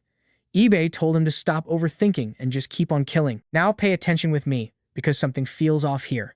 The zombies are leaping forward, then Ruchi clenches her hand and they suddenly explode. Ibe had no clue what was happening. Ruchi just laughed, taunting him that his time was almost up. He kept throwing waves of zombies at him, detonating them like living bombs right in his face. Ibe did not remember zombies ever self-destructing like this in his past life. Wang Shang just watched from the sidelines. Ju said this looked like a fight between two gods with no way to interfere. He revealed Ruchi ate 7 pearls to reach this level. Her body was constantly melting and reforming, fueled by her pure, unadulterated hatred for Yabe. Joe wondered if pearls were the key to power, since she had gained abilities instead of just turning into a monster. Wang Shang wanted no part of that experiment after seeing her. Ruchi kept sending suicide zombies toward Yabe. He finally realized someone was pulling the strings. He blocked an attack, turned, and fired a blast at the tower. The boy had perfect aim, and Ruchi had to dodge. Wang Shang yelled as she nearly fell, but she managed to float, but she froze. Ibe was already right there in her face with that giant mechanical hand ready. He fired again, forcing her to use zombies as meat shields. She built a wall of bodies to survive the blast. She kept commanding them, but he just vaulted over the mess. And threw a heavy punch. She barely escaped. Ibe opened his massive hand for a direct 1 versus 1. She tried to match him, but took a hit straight to the mouth. The poor girl was sent flying. Before she could even catch her breath, he had her pinned to the ground. Optimus Prime 1, Waifu 0. EBA knew she must have eaten the pearls to survive those shots. How many? She stayed silent, desperately trying to activate her power. Then came a brutal, bone-crushing stomp. Better not try anything else, warrior. She screamed in agony while he reminded her she took his arm in their past life. Today was the day she would finally pay for it. But then, he heard a strange sound coming from nearby. And trust me, you and I are going to want to see what happens when Wang Shen comes charging in next. Let's jump into the action. Our boy spotted an opening and did not hesitate to strike. Using the hand-gripping Ruxi, he crushed Wang Sheng's arm while his other hand blasted a laser directly into his chest. Man, talk about bad luck for that fool, he went flying. Seeing her partner down and Ruaki captured, Joe knew she was finished. Her only choice was to run. Ruaki was still trapped under that massive robot, and honestly, the whole situation was just insane. She might actually be a chosen one since she ate those pearls, but somehow managed to keep her human form intact. He knew exactly how dangerous she was, so to avoid trouble later, he decided to finish her now. But watch closely, the zombies started transforming. Yi-Bei was shocked. Why had they reached rank 1 already? Yao reported that a massive horde was surrounding the lab. Jiao Hang was holding them back, but some were already scaling the walls. Rushi just started laughing, screaming that they would all die and serve as her personal zombie slaves. Head up, Yi-Bei tossed her straight into the horde. He then prepped the giant hand and unleashed a devastating double laser blast. He retreated thinking she was toast, but we all know how these stories go. She is definitely still alive. Meanwhile, the big guy was panicking because his gun was totally empty. Surrounded on all sides, he only had a sword left. Suddenly, a rank 1 zombie lunged at him. He barely blocked it in time, wondering if this thing had special abilities. He swung his blade right down the middle, but instead of a clean kill, it only left a tiny scratch. Looking back, he saw even more creatures transforming. The entire base was swarmed and they just kept coming. Jiao Hang slashed at the monster's chest and made a run for it. He had no clue what he was facing. His sword was useless. These had to be the rank 1 mutants, Yi-Bei mentioned. Yi-Bei kept calling out, checking on him. Right then, some creatures leaped over the barrier and started closing in fast on the research facility. But the professor stayed locked into his research, completely ignoring the absolute chaos happening right outside his door. Jiao Hang tried to escape, but he couldn't find Yi-Bei anywhere. He had no idea how to get back into the base until the robot grabbed him. You might be thinking the same thing I did. Can he fly now? Yi-Bei said it's just gliding, then ordered him to clear the lab. To take down these rank 1 beasts, it would take more than one slash. He had to be careful since these things were way faster than before. The big guy collapsed, finally catching his breath. Meanwhile, Yi-Bei jumped onto the gate, readied his mechanical hand, and started evaporating every single monster in sight. But the problem was, as he cleared one side, more creatures poured in from the other. Totally drained, the big guy called out to Yue, saying he was thirsty. Suddenly, he heard something close by. A creature was almost on top of him when he grabbed his blade and stabbed it in the chest. Man, he slammed that thing down and ripped it in half. This kid did not stop and just kept hitting it. Yue showed up with the water he asked for, nervously asking if Jiao Hang was actually going to be okay. She got closer. She noticed this zombie looked different. Inside its head, they actually found a glowing red pearl. Meanwhile, Professor Jiang finally found it. Even though the stone looked dull, he could see a strange green light glowing deep inside. The real question was if humans became mutants because of this metal, or if the metal formed after they turned. He couldn't wait to uncover the secrets of that material. Outside, our boy was busy cleaning up the leftover mess. He killed one here and smashed 2 more there. With one final swipe of his hand, he declared it over. He shouted to the big guy, telling him to come collect the pearls now that the area was finally clear. Jiao Hang gave a thumbs up, impressed by how efficient he was. But seeing the pile of dead monsters, he complained it would take forever to gather them all. He turned to Yi-Bei and told him that if he helped collect them, he wanted a mecha suit too. Our boy said he would think about it later because he seriously needed some sleep. Then, the old man approached. He said it was finally time for Yi-Bei to reveal the secrets of that strange pearl. Outside, the big guy started digging. There were just so many creatures, and doing it alone sucked. Back at the base, Grandpa Jiang was fascinated by the metal. Yi-Bei explained that the pearl starts forming inside the brain the very second a person turns into a zombie. The more it stays in the light, the more energy it stores. It is almost like these zombies are doing photosynthesis. The old man found it interesting, but his analysis didn't show anything that matched what Yi-Bei was describing to him. He did notice that there were active metal molecules inside the item that reacted strongly to both light and heat. It was resistant and loved both metal and blood. Trust me, you and I are about to see things get even crazier. Stick with me here because this virus spreads through humans way faster than any other species. Plus, absorbing sunlight causes them to keep mutating over time. The old man finally realized that explained their crazy behavior. Usually, these zombies just stand there staring at the sun, but today they were sprinting around like absolute lunatics. Yi-Bei explained an ability user was controlling them. The old man wondered if it was that spiked beast or the fire mutant. Yi-Bei said those two were just normal mutants. The real puppet master is a high-ranking mutant named Ruo Shi. The professor still could not fully grasp how one item caused so much human mutation. Yi-Bei admitted they had researched it for ages, and the only certainty was that consuming the item guaranteed a mutation. Ability users were always a major threat, which is why they had to be eliminated on sight. The old man felt overwhelmed by the items, the mutations, and the zombie tears. He told our boy school definitely did not teach this stuff, so where did he learn it? Yi-Bei just smirked. Yi-Bei said maybe he would tell him one day, but it is better if the professor figures it out himself. The old man was dying to see the new weapons Yi-Bei had finished crafting. Now, watch closely because things are about to get busy. Yi-Bei let him check them out, but warned him not to touch the mecha. The old man left hyped while Yi-Bei crashed from exhaustion. Yu-Ru just watched silently. She wanted to ask for help finding her father, but seeing him so drained, she just covered him with a blanket. She sat there alone. her heart heavy with how much she missed her dad. The sun was setting. Outside, the big guy was so wiped out he could not even lift a finger anymore. He kept thinking how amazing it would be to have an item that could automatically harvest all those pearls. He did not notice a creature watching him from the shadows. It was Yubo, stunned that thousands of zombies died today. She figured Wang Sheng and Ruo Shi were dead too. She considered surrendering, but she knew they would kill her instantly. She was a monster, but these new rank 2 zombies were even attacking creatures like her. It was pure chaos. She used her remaining energy, summoning massive flames to incinerate every single one. But if more started mutating, she would be in trouble. Her only choice was to eat more pearls and grow stronger immediately. Suddenly, she froze. Up in a tree sat that albino creature, Bai Feng, just staring her down with cold eyes. You and I both saw that coming, right? Before she could speak, he leaped away, bolting into the dark. She almost chased him. Back at the base, Yu-Ru slept. The big guy was crashed beside her, totally spent from the heavy lifting. Late that night, Yu-Ru woke to see Yi Bei was already up and working. Our apocalyptic mechanic was back in the shop, blowtorch in hand, grinding away. Morning arrived, taking us back to that same convenience store where this whole journey first started. Yu-Ru's father approached slowly, searching the inside for her, but the entire place was a total wreck. He found a message she left on a table saying she went to find him. Now, he was totally lost. Outside, the zombies just stood there staring at the sun. Meanwhile, back at base, a spiky Batmobile was born. Heavily armored with 4 massive wheels, Yi Bei stood there with a huge grin. The guy is a genius. He built a whole car in one night.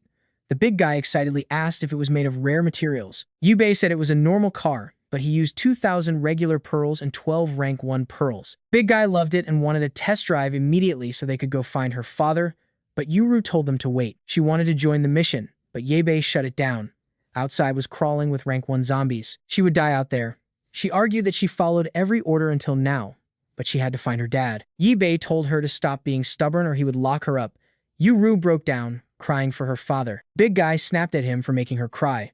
Suddenly, Professor Jiang appeared and told everyone to just calm down. Then he showed off a new drone he had fixed, his very first invention using that rare, mysterious material. This thing carries way more energy, lasts much longer, and has much better stability and communication than before. She could stay safe and still search for her dad. Yi Bei was impressed he mastered the item so fast. The old man laughed, saying he was not a real professor, but he managed to pull this off at least. Yi Bei prepped the car and told the big guy it was go time. Xiao Hang was vibrating with pure excitement. Yi Bei told them to stay safe. The big guy floored it, and the Batmobile ripped through the dark forest. So what do you and I take from all this? This beast plows through anything like it is smooth asphalt. All right. You and I are about to see a monster ride that makes other cars look like tofu. Yuba says her dad's nearby. We roll deeper into the city, but the big guy's gut says something is wrong. 0 zombies. Then, a creepy smile appears. Suddenly, zombies are everywhere on the roofs, swarming the car and hammering the heavy metal like crazy. Bodies slam and claw, desperate to rip it open, but the armor holds. One monster blocks the windshield, and the big guy just barks at it to move. He asks Yuba about weapons. Gunpowder? Useless. So she's got something way more high-tech ready to go. One button press, and the entire vehicle erupts with a surge of glowing green electricity. Check this out. Lightning snaps out, vaporizing zombies instantly. I'm just as shocked as our big guy, jaw hitting the floor. The main character realizes if this many high-level zombies are here, survivors are basically a myth. They pivot routes, unaware that someone is watching them from the shadows of a rooftop high above. Mystery Watcher smiles. Things are getting spicy. Our crew pulls up to a shopping mall. The big guy confirms this was her father's last known location. Our boy launches the drone, letting the artificial intelligence search. She scouts room by room. The big guy is restless, asking what they should do while they wait. Our hero tells him to clear the lower floors if he's bored. Me? I'm going back to sleep. The big guy feels safer inside, suggesting they just drive and honk. But then Ur warns that a fresh wave of zombies is charging their position right now. The big guy flinches, then grins. Time to test the new toys. He slams the button. Spikes erupt from the tires, shredding through the creatures like a hot knife. Another button, a laser blast, and half the street is gone. Ur yells at him to watch out. Tries a different switch, hoping for less damage.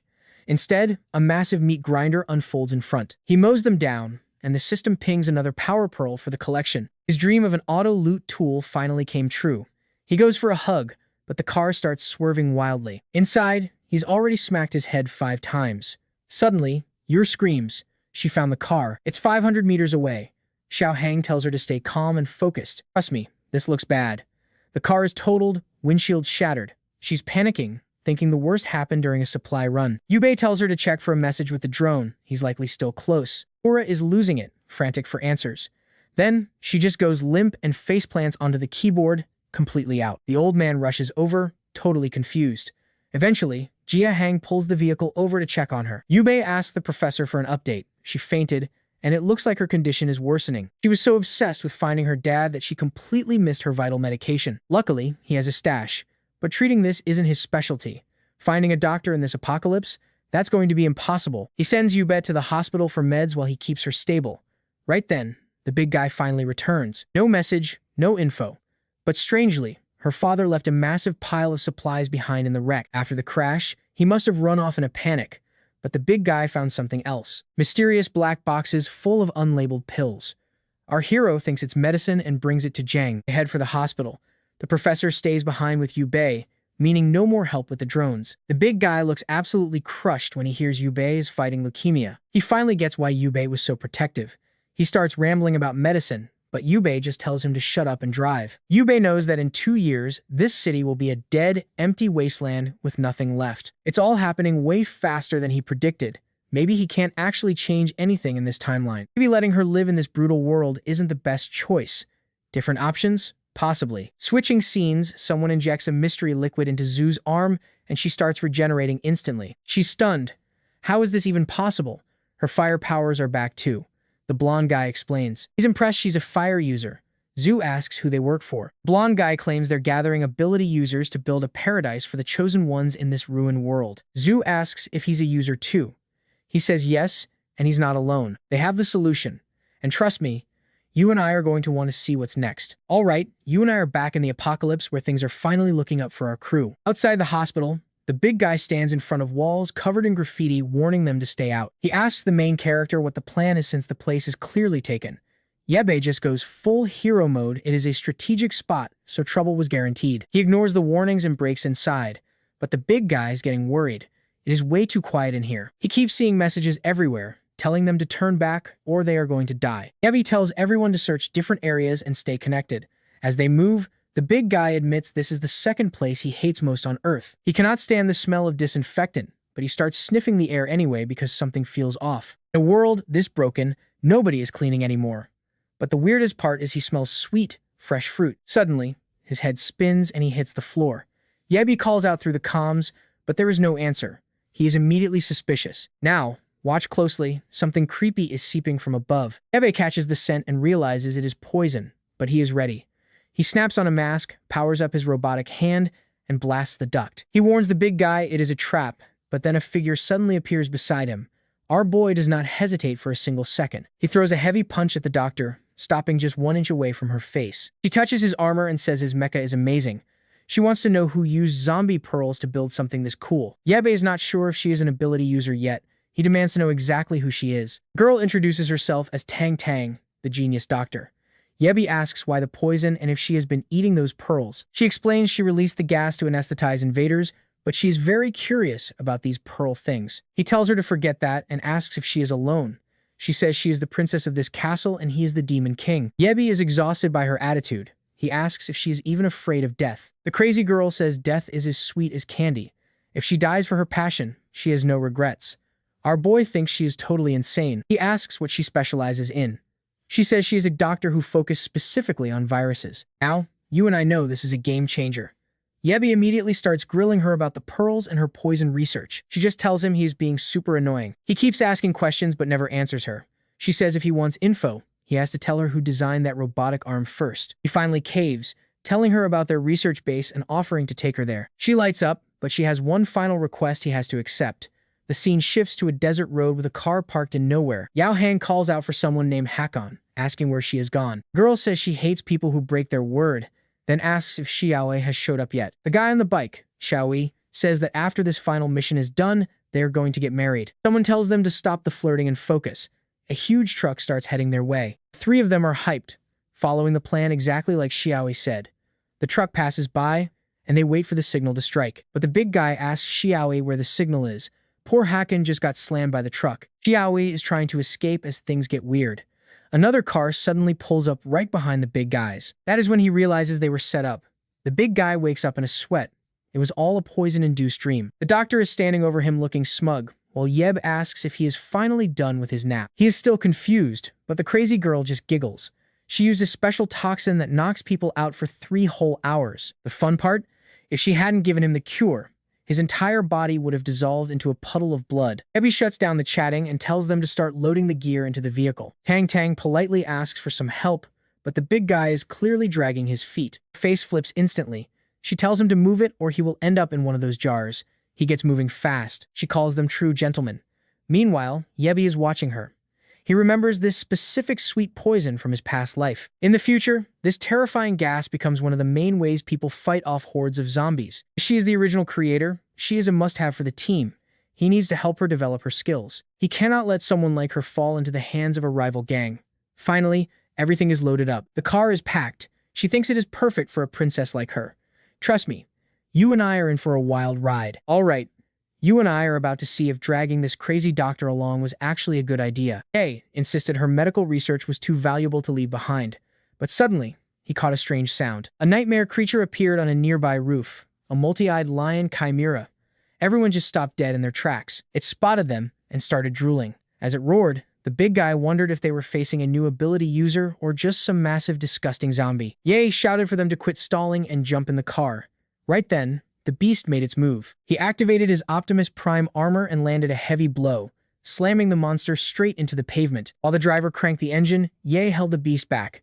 He told them to get the doctor to safety while he took care of business. He buried a punch deep into its neck, followed by a point-blank laser blast to finish the combo. Inside the getaway car, the big guy couldn't believe the size of that thing compared to normal monsters. Tang Tang explained that this giant dog had been stalking the hospital grounds for ages, which was why nobody dared to come near.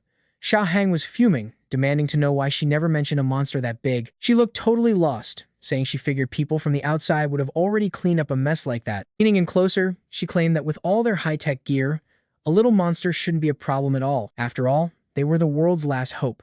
The big guy told her to stop playing, but she was dead serious. She'd studied the virus and believed those who survived without turning were basically the chosen ones of this new era. Back outside, Ye kept the pressure on, but something felt off. This fight didn't match his past life memories. Now pay attention to this part. These weren't just animals evolved by the virus. They were a twisted mix of biology and advanced engineering that definitely shouldn't exist yet. The beast fired a beam, and Ye barely dodged. He just smiled. The truth was finally clicking. He fired the Optimus Prime cannons again, aiming right for the monster's thick neck. The shot bounced off and hit a building. Ye realized the monster had a way to reflect his energy attacks. Charged with its claws out, but he slid past. It suddenly grabbed a nearby boss and started wrapping around it. Ye told the beast to stop being disobedient and ripped 2 pieces right out of its back. The creature slumped down, exhausted. It fired one last beam, but Ye blocked it with his hand. He told her those moves were useless now. It was his turn. He lunged forward, powered by the massive robot suit. With one heavy strike to the skull, he began slamming the monster into the dirt over and over. Man, the guy was brutal. And just like that, he finished the job. Searching the remains, he found a massive glowing pearl. Our boy turned it over, knowing that once he transplanted this item, everything would get much easier for him. Meanwhile, a mysterious blonde man watched everything from the rooftop, muttering about what a massive headache this was going to be. Down below, Ye called the guys to see if they could hear him. They were already out of range, signal gone. Time to head back, so he took to the sky using the Optimus armor. As he passed the buildings, he glanced sideways and spotted that blonde guy. Trust me, you and I are going to love this reaction. The blonde guy waved, and Ye immediately fired a blast to blow him up. The man reappeared on another roof, asking if Ye had some kind of personal grudge against other ability users. Ye didn't hesitate and sent another explosion right at him. The blonde insisted he wasn't there for a fight. He suddenly teleported onto the robot's arm, saying he only came to deliver a message and promised not to take much time. Ye crushed him with his metal fist. The guy just said if he wanted to chat like this, he was down. He introduced himself as Songbin and invited Ye to come find him in the northern district sometime. Ye kept crushing him while the stranger said he was interested in that medical girl. But when Ye checked his hand, the man was already gone. It was some kind of body substitution ability. Not a massive threat, but definitely a nightmare to deal with. The weirdest part was that this secret organization was already forming. Ye hated thinking about it, but he had to prepare for the worst. To make things even more ridiculous, the group was literally named Secret Organization. 0 points for creativity. Still, Ye knew that in 50 years, they would control almost all the world's resources. Their goal was to create a world ruled only by ability users. That mutant was likely their work, and they'd probably been watching him for quite some time. They shouldn't exist this early, which meant they probably had someone from the future on their side too. Vehicle arrived at the base. Tang Tang noted it looked like a normal place to build such a crazy mecha car. The big guy told her she had some real nerve coming to a hideout she knew absolutely nothing about. She just laughed and said she trusts her gut. And that's where we leave it, trust me. This story is just starting. Alright, let us dive into a world where survival is the only thing that matters. Tang Tang marches right up and asks if he is the genius who created the mecha and that tank. Before he can even blink, she says she already knew it was him and came just to hear him out. The doctor looks like a total mess, but he is clearly a high-level mad scientist. Grandpa Jiang is just scratching his head, wondering where Yubar found such a crazy girl. But then he recognizes the name Professor Tang, a young genius with a PhD in viruses. She gets all flustered, feeling truly honored. Meanwhile, the old man is just wondering how a kid like her even survived this long. He tells him to skip the small talk because she is here to research those pearls with him. He is shocked she has won and praises her work on the mecha and the car. She calls it black gold and wonders if he was the one who came up with that name. Now, Grandpa Sang is not sure if he should admit he did not create any of it, especially since she seems to know even less than he does. Plus, he knows Ye wants to keep things quiet. He welcomes her in, claiming he has made some huge new discoveries. But first, he needs her help with something way more urgent. Jump to the medical room where Yuri is unconscious. Eventually, Tang comes out and the professor asks for an update. Tang pulls off her mask and asks if Yuri is his granddaughter. He says not exactly, but she is like family. Tang makes a quick hand gesture and the old man hopes that means the girl is finally going to be okay. Now pay attention here. It is not 3 years, she only has 3 short months left before her life is over. She has seen this exact illness before and cannot believe the girl is even still alive. In this state, her body simply will not take any treatment. And the worst part? There is basically nothing they can do. Tang asks if he is just supposed to watch her die. Tang thinks they can use the pearls. Shortly after, Yer finally starts to wake up. He hears the old man outside worried about the medicine, but Tang explains it is something entirely new. She is planning to use the pearl material to synthesize a brand new cure. In her tests, she noticed the material gives off energy that can actually rebuild cells. The old man mentions that is why some people transform. She asks, what kind of idiot would actually eat that? The old man admits he has seen 2 people do it and become insanely powerful. Tang goes quiet. Aside from guaranteed death, she cannot imagine what else that material would do to someone. She tells him to stay focused on making a medicine for the girl. They do not have much time, and they have to make sure she does not turn into a monster. Meanwhile, Xiao Wang finally puts the very last item back on the shelf. He looks at the junk and wonders why she values it.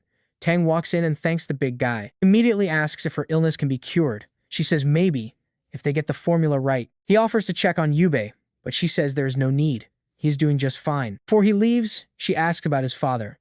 Tang urges him to hurry since it is key to her treatment. Let us pivot back to the action. Our hero Yubei is in the city with his giant robot. The sun is blazing and he still has not found her father. He goes looking for water and spots a shopping mall, so he decides to head right inside. He crashes through the glass and finds himself standing right in front of a pool. The water is not drinkable, though. Then he hears a strange sound and something fast blurs right past him. He swings the robot around and fires a laser. Suddenly, a creature bursts through the wall and lunges for him. The thing is massive, but luckily the robot arms are built for this.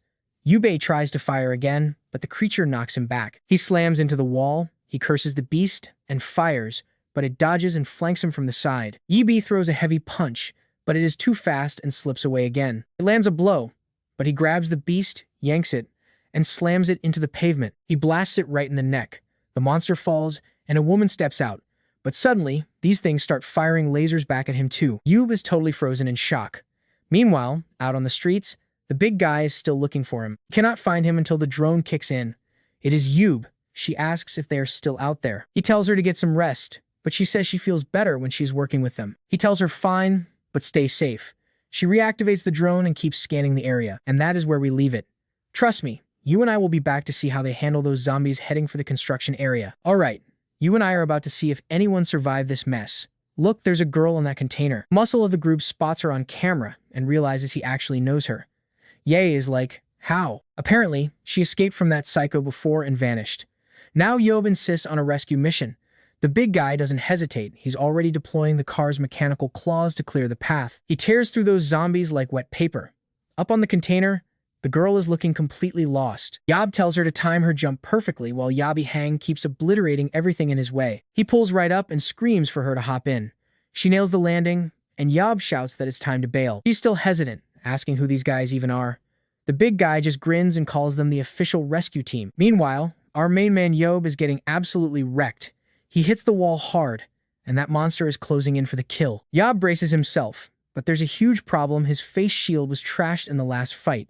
He's totally exposed and he knows it. The beast lunges with an attack that almost takes his head off. Tries the laser, but this thing is moving at light speed. A tail whip sends him flying straight into the pool. He's kicking himself for being this sloppy. He's sinking fast while the monster prepares to end him. He's stuck. He can't move a muscle. Sharp spikes start erupting from the water. For a second, he actually wonders if this is where it all ends. Now pay attention, because look who shows up. A blinding flash hits the monster's eye. It's the big guy in his custom ride, announcing the rescue squad is here. The beast gets spooked and tries to bolt, but Yob's hand snaps out and grabs that tail. Where do you think you're going? He yanks it back, lands a heavy punch, and tells the big guy to keep the laser ready. If this thing even looks at him, blast it. The big guy says he's on it. Before it can even twitch, Yob fires a laser straight into its gut. The creature just collapses, shaking in pain. He grabs its head, demanding answers. Is this mutant a hitman sent by the organization to take him out? The girl just stares blankly until he threatens to crush her skull. The mention of the secret organization finally gets a reaction out of her. Lena starts panicking, begging him. She never wants to go back to that hellhole. The big guy is confused how she turned into this thing. Suddenly, the monster looks at the girl in the car and gasps out the name Lena. Yob tells the beast to stay put or die. But Lena jumps out of the car, asking if that monster is actually Annie. Even pinned down by Yob, the creature keeps desperately calling her name. Okay, let's pause. This moment hits different. The big guy thinks she's another victim of that black material. Lena approaches her sister, asking how this nightmare happened. The girl explains the organization used her for experiments. The sheer agony she went through, she can't even put it into words. Yob tells Lena to step back so he can end this. But Lena begs for mercy, monster or not. That's still her sister. Yura jumps in to stop Yorbei. He's not having it though, warning her to move or he'll turn her drone into scrap metal. Yura pleads with him. They just found each other. He can't just execute her right now. But Yorbei argues that these transformations make people unstable and dangerous. But Lena isn't budging. She's staying right by her sister's side. She's just sobbing with her sister. Yor begs Yor to just let them talk and see if there's any hope. Yorbei points out this thing almost killed him.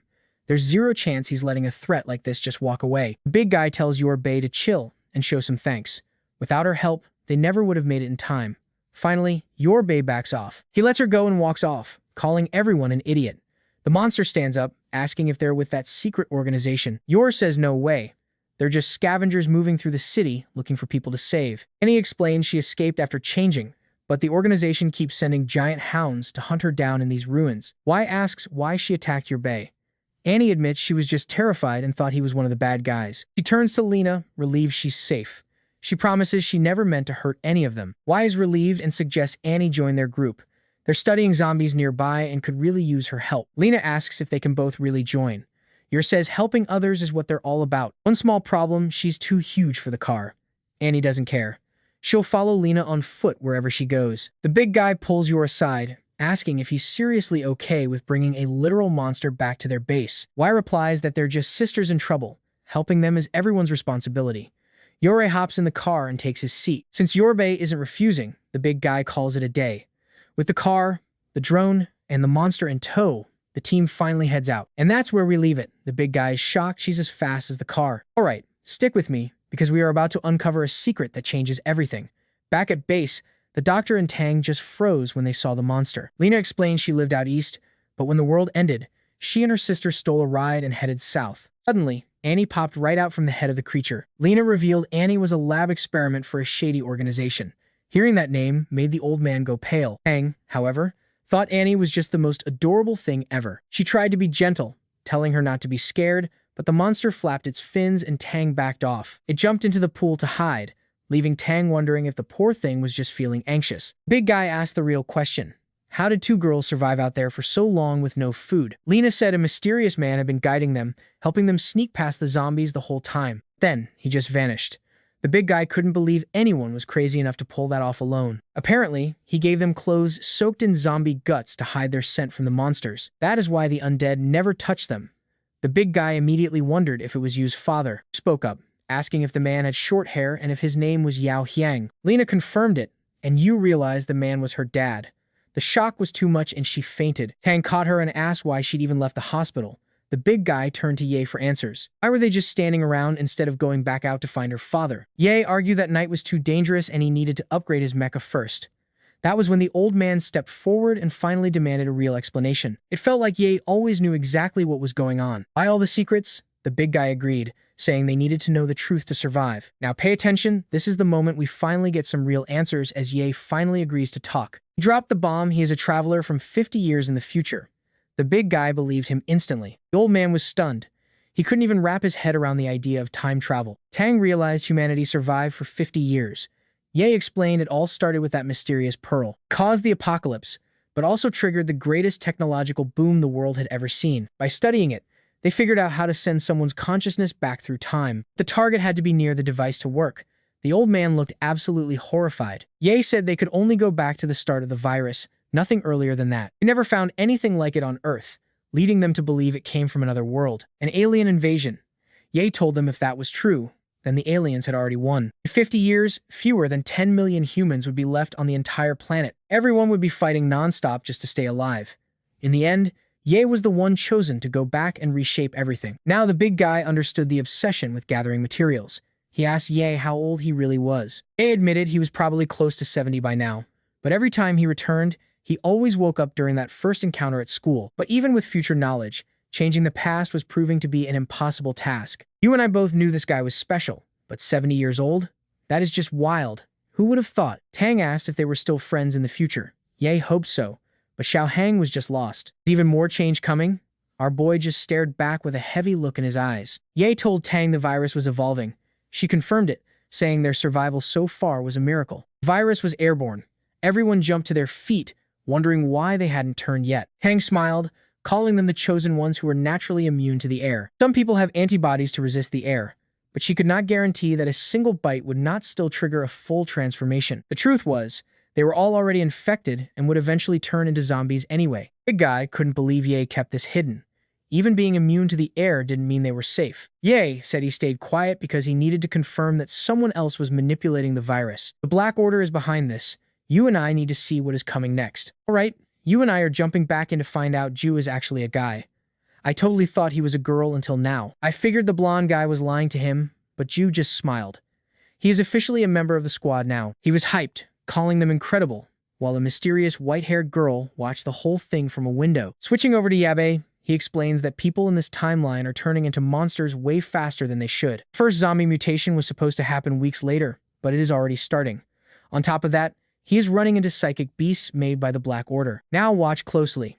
He suspects they sent agents back from the future. The big guy wonders why the Black Order has all this tech and power but zero interest in actually saving humanity. Yabe explains they think superpowers are a gift from fate. Their goal? Wipe out everyone except the ability users. Hang is not buying it. It sounds super cringe. Suddenly, the old man remembers something important. He says that black box was full of pills, and after checking them, he found the exact same material inside. It acts like a catalyst for something, and he is starting to wonder if this is all connected to the Black Order. Abe thinks they are poisoning the water supply with the virus, which explains why so many people are turning so fast. The big guy mentions Yura's father's car was packed with those suspicious items, suggesting he might be part of the group. Yabe says they will look into it later, but for now, the point is simple. As long as the Black Order is around, humanity is basically doomed. Pulls out a map to show the changes he wants to make to the base so they can survive an attack.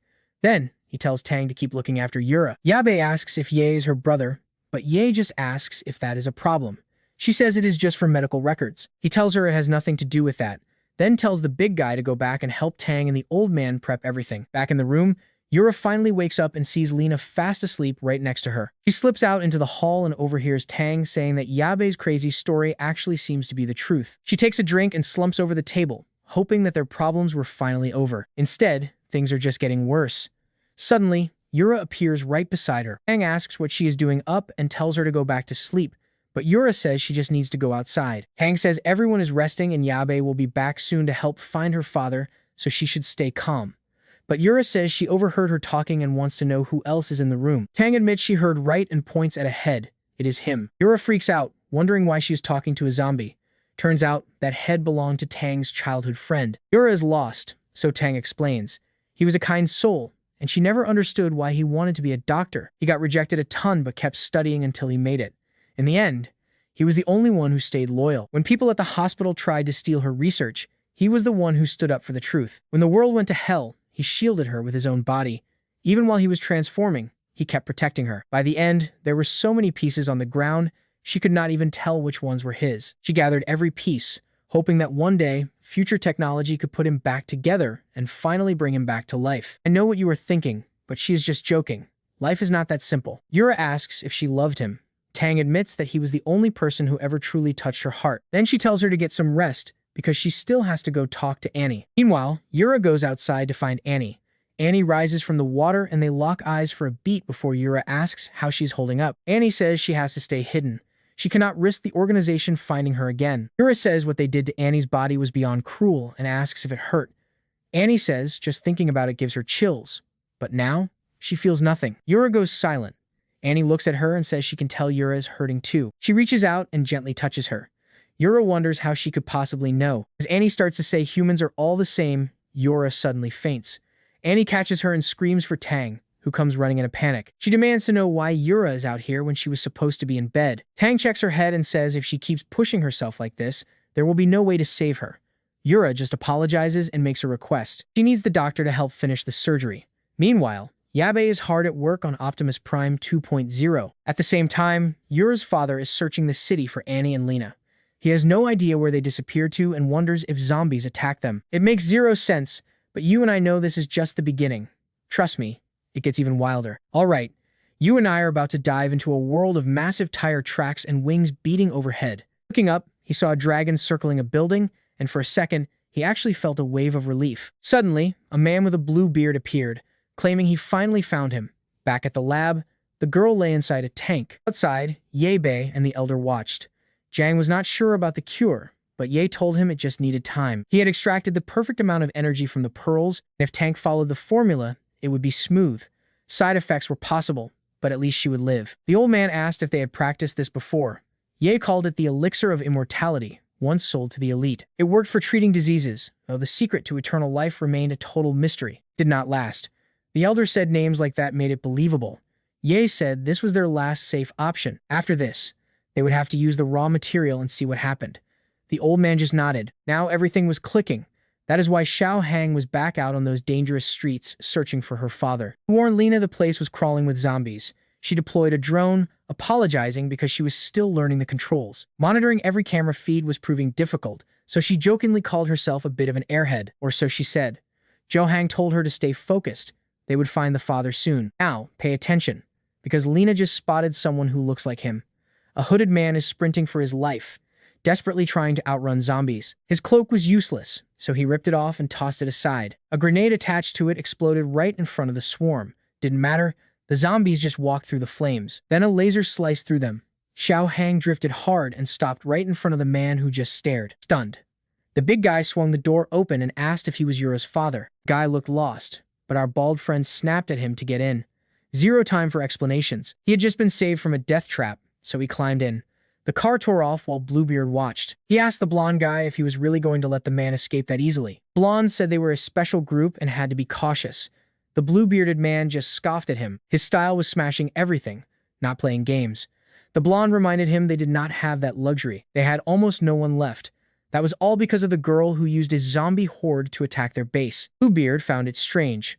A girl with power enough to command 1,000 zombies, and she still somehow lost to that base. The blonde called it a sad situation. They could not revive any of the zombies they had lost in that fight. Meanwhile, the car pulled into the base.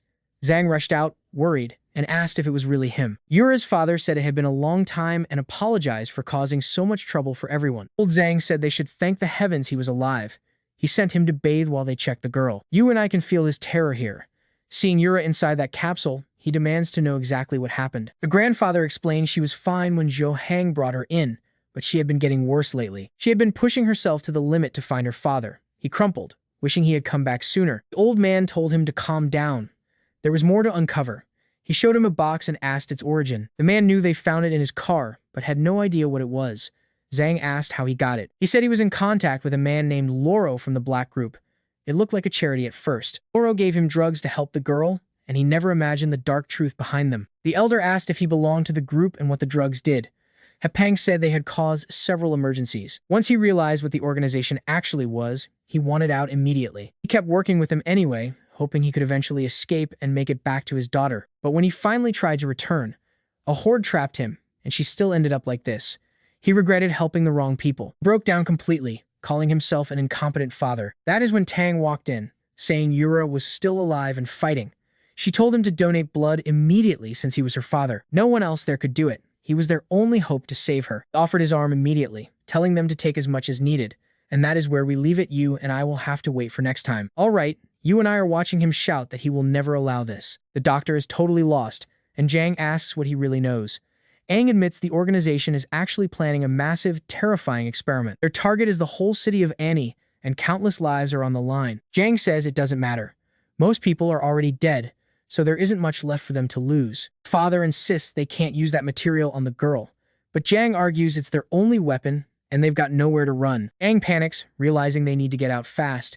He bolts toward the door, shouting that he's grabbing Yu and leaving. Suddenly, someone chops him in the neck. He's told to shut up as he crumples to the floor, completely knocked out. Time to collect the blood and start the surgery. Meanwhile, across the city, where things look completely normal, something else is going down. Inside a bar, Bluebeard listens as a long-haired guy asks how they joined this group. Bluebeard says he only joined because his crew died and he was the only one left standing. The blonde guy next to him just wants to protect the people he still has left. The man at the counter nods, saying new partners would be incredible. Honestly, he just expected way more people to be in this supposedly top-secret group. Bluebeard tells him not to sweat it. They have plenty of members out there recruiting more. The blonde guy is curious about what kind of society these superhumans are going to build. They don't need food, they're built for combat, and they don't fear zombies. Still, he thinks getting people to unite will be impossible. Bluebeard agrees. They're waiting for the consultant now, but the blonde guy wonders if trusting info from someone from the future is actually okay. Bluebeard doesn't even blink. It's the best option because she knows everything that's going to happen. He tells the guy, Yuang, that the consultant predicts he'll become insanely strong later on. Yuang fires back, asking why he isn't trying to become a superhuman too. Watch closely, because things are changing. Yuang is that blonde friend of the protagonist from the start, the one who turned into the albino beast. Bluebeard says Yubet is not doing so well. He's a coward who hates seeing others succeed, but the blonde guy says the last Yubet he saw was nothing like that. Bluebeard laughs. Whoever messed with Yubei in the future is going to pay for it in this life. But one thing is certain, they have to kill Yubei because he's getting in the way. Someone claps and says he's heard enough. It's the blonde guy wearing the hat, and he looks serious. He says the world Yubei wants is totally different from theirs. For now, they're just trying to inspire the kid to change. If he refuses, obviously, they kill him. Everyone in this room was born from that black gold. They abandoned their old bodies and accepted a brand new rebirth. Now they need to dive deep into the mysteries of that item to gain a power their race has never seen. They even have a little slogan, the Shadow Squadron is eternal. Let's pause for a second because these villains have 30 names. Back at the base, the big guy sleeps while our boy works hard on the car. He asks Yubei about those friends from the future. If they were younger then, they must be kids right now. Yubei says the present and future have changed. Whether those friends are alive is anyone's guess, and he might never see them again. The big guy asks how he'll rebuild his organization. Yubei says he doesn't need specific allies. He needs people who share his same grand vision. Xiao Hang is confused and asks what that vision is.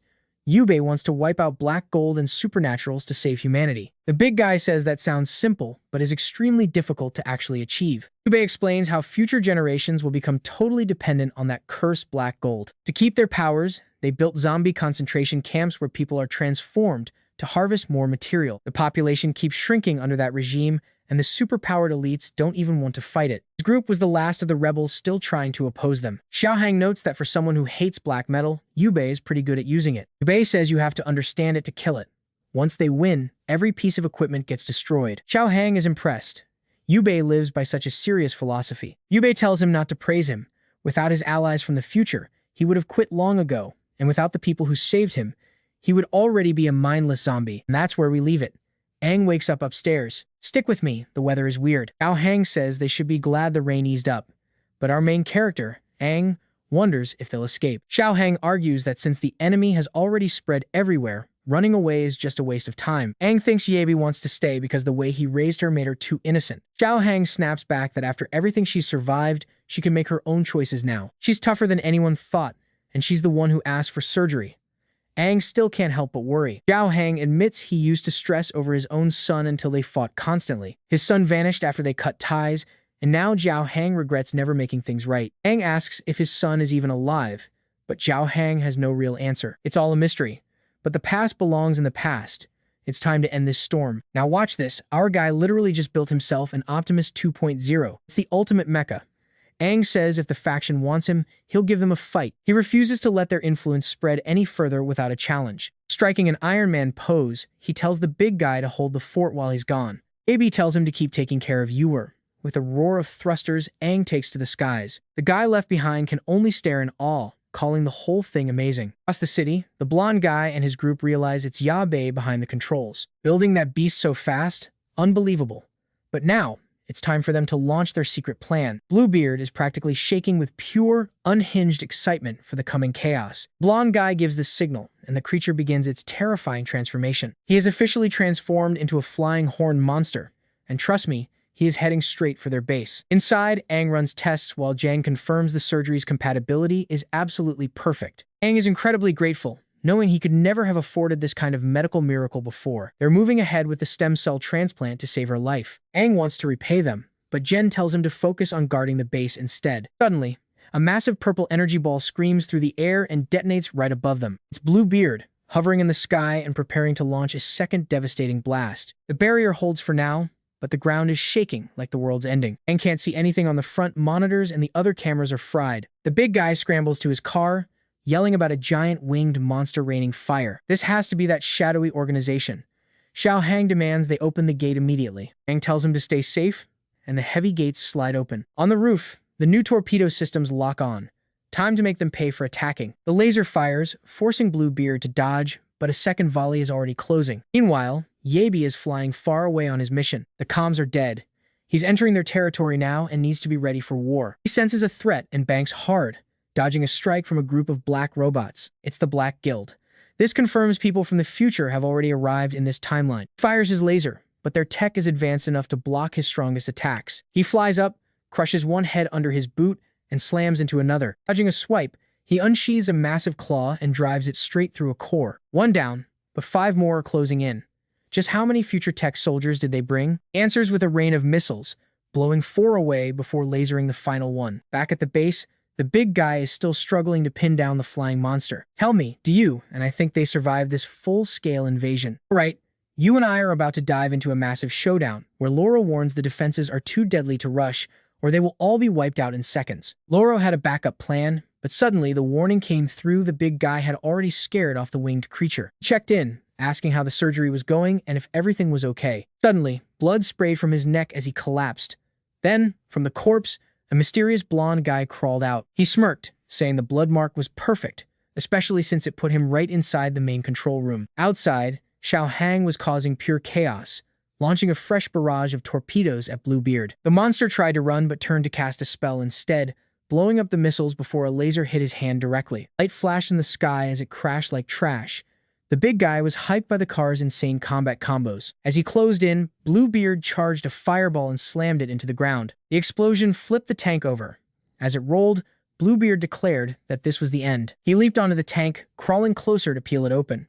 But the big guy did not even flinch. He kicked the door open right into the monster's jaw, then pulled his pistol and opened fire. Now pay attention, because the monster gets clipped in the shoulder, and you would think the big guy would stay safe inside, but you would be wrong. He slid down the slope, guns ready. Bluebeard just laughed, saying he finally understood why he was sent. Confused, the big guy demanded to know what was so funny and what he meant. Beast kept laughing, calling out Zhang's name and saying it had been way too long since they had met. He started to transform back, asking if Zhang did not recognize his old face anymore. It was him, old Xiao. Back at base, Tang was watching the capsule, relieved that nothing had crushed Yor during the chaos. Tang reported the attack had cut their main power, forcing them to rely on backup generators. The real blow? The stem cells they took from the father were ruined. Tang figured they could just ask again, but then the blonde guy walked in, cold as ice, stating the father would not be coming back ever again. Zhang spun around, demanding his identity. The blonde man introduced himself as an organization member and offered a fake apology. The old man was stunned. Had they actually broken the barrier or managed to take down Zhao Hang? The intruder claimed he was not hostile. He had only borrowed a tiny piece of Mr. Yao's flesh for himself. You and I both know that look on Zhang's face. He knows Hepang is dead. But the blonde guy calls him a magnificent zombie. He told Dr. Tang to relax, promising they were not going to hurt her. Zhang ordered him out, but the blonde guy hinted that maybe they should not trust everything Ye had told them so far. Word is, that guy. Yabe is the type to ditch everyone to save his own skin. Meanwhile, our boy was busy wrecking giant robots. He spotted 2 more units closing in while a mysterious girl from the future watched him from the shadows. He scrapped another bot and blocked their fire with ease before turning around to finish the last 2 off. As their bodies evaporated, he felt uneasy. These things were way too weak, like simple construction bots. Then a massive gate lowered, and something far more dangerous stepped out on 2 pale, white legs. Flamingo, peacock, lion hybrid thing stood there. He muttered that this faction's style never disappointed. The creature roared and charged. Yabe dodged, but she shifted her stance and blasted him back with a follow-up. The monster chained her attacks perfectly while he desperately slipped and ducked. Then she used her eye to aim a slowing light at him. He did not even have to look directly. He froze instantly as purple fire rained down. He could not move, and he started to burn. Back at the base, Zhao Hang demanded to know why that guy was still alive. Bluebeard shot back that he wanted to know the same about Xiao Hang. Xiao Hang pressed for the hard truth. Was he the one who betrayed them all and got Xiaoyi and Akun killed? Bluebeard admitted he was involved, but claimed it was not supposed to happen that way. The big guy yelled, asking why he would betray the brothers who trusted him with their lives. Bluebeard snapped back that their whole Robin Hood act was always a suicide mission anyway. On what was supposed to be their last job, the police closed in, but the new organization saved him just in time. He rescued his injured friends while Xiao Hang completely vanished. And that is where we leave it. You and I need answers. Alright, you and I are jumping right into a high-stakes standoff. Bluebeard claimed everyone was safe, but our big guy wasn't buying it. What kind of joke was that? He knew this organization wanted to wipe out humanity and build a world strictly for the transformed ones. It was obvious now. Bluebeard had changed, and he'd probably force that same fate on their 2 old friends as well. Bluebeard fired back, saying their old lives were over. They couldn't keep living like that forever without a real identity. In this new organization, they were elite superhumans meant to reshape humanity. Suddenly, slice. His tail got completely taken out. The big guy didn't hesitate for a second. He carved a piece off him and demanded the truth. Were Akon and Xiaoyi okay? Bluebeard's expression shifted into a sneer. To him, the big guy was just as annoying as he'd always been. Then he took off, leaving a warning. If he wouldn't talk, he'd bring him to meet them personally. Back at base, the old man defended the boy, saying Ye tried harder than anyone to protect Yib. Song just wondered how they'd even explain any of this. What was a little girl doing trapped in a capsule meant to manufacture superhumans? Suddenly, the pieces started falling into place for him. Ye wanted to create psychics who would follow every order. He'd been hiding his true identity as a mechanic this whole time. He stepped up to the computer and spoke. These apocalypse mechanics were obsessed with black gold and human experimentation. Zhang asked what he was actually planning to do next. Song was just finishing what the boy started. With one quick adjustment, they turned the girl into a psychic loyal to the black faction. He hit enter. Now, with another ability user on their side, the organization was even stronger. The old man called him trash and attacked with an iron bar. But mid-swing, fire flashed and melted the metal instantly. Joe stood by the blonde guy, warning him to be careful not to play with fire in a dangerous place like this. The long-haired guy was hyped to meet the new girl. Apparently, they had some kind of special connection already. The blonde guy ordered him to kill the defenses. He started shouting in rage because there was nothing left to burn here. Then he saw Lena on the floor. Could he burn her? Nobody said they needed her alive, right? The blonde guy gave the green light. He told her to scream loud once he started cooking her alive. Grabbed her arm, but the whole building shook. The ceiling caved in and Anne appeared. The old man froze. Anne unleashed her eye power. In a second, everyone in the room was finished. Bodies just started hitting the floor. Tang thanked her and told her to handle those lab bastards. She rushed to the computer, trying to reverse Song's changes, but she was stuck. Watch closely, because Anne just activated her power again, directing it right toward Era. Her power was actually weakening the black metal's strength. Tang told her to keep going to slow down the mutations. Tang remembered Yebei's instructions to trigger the backup protocol if things ever went south. Suddenly, a blue slash ripped through Anne's back. It was that bastard, Yufang. He claimed he'd finally found the target the organization wanted. He sent another attack, but Anne dodged. She opened her mouth and blasted water right at him. He slipped away. The impact sent Tang's pieces flying all over the floor. Over at the enemy base, the creature had set Ye Bei on fire. He raised a barrier, burning way too much energy. Time to end this fast. He aimed a blowtorch at her. The creature burned and tried her eye attack, but he was too quick. He fired 2 torpedoes that hit right next to her. When she looked down, he was already there at her side. He sliced her leg with a chainsaw.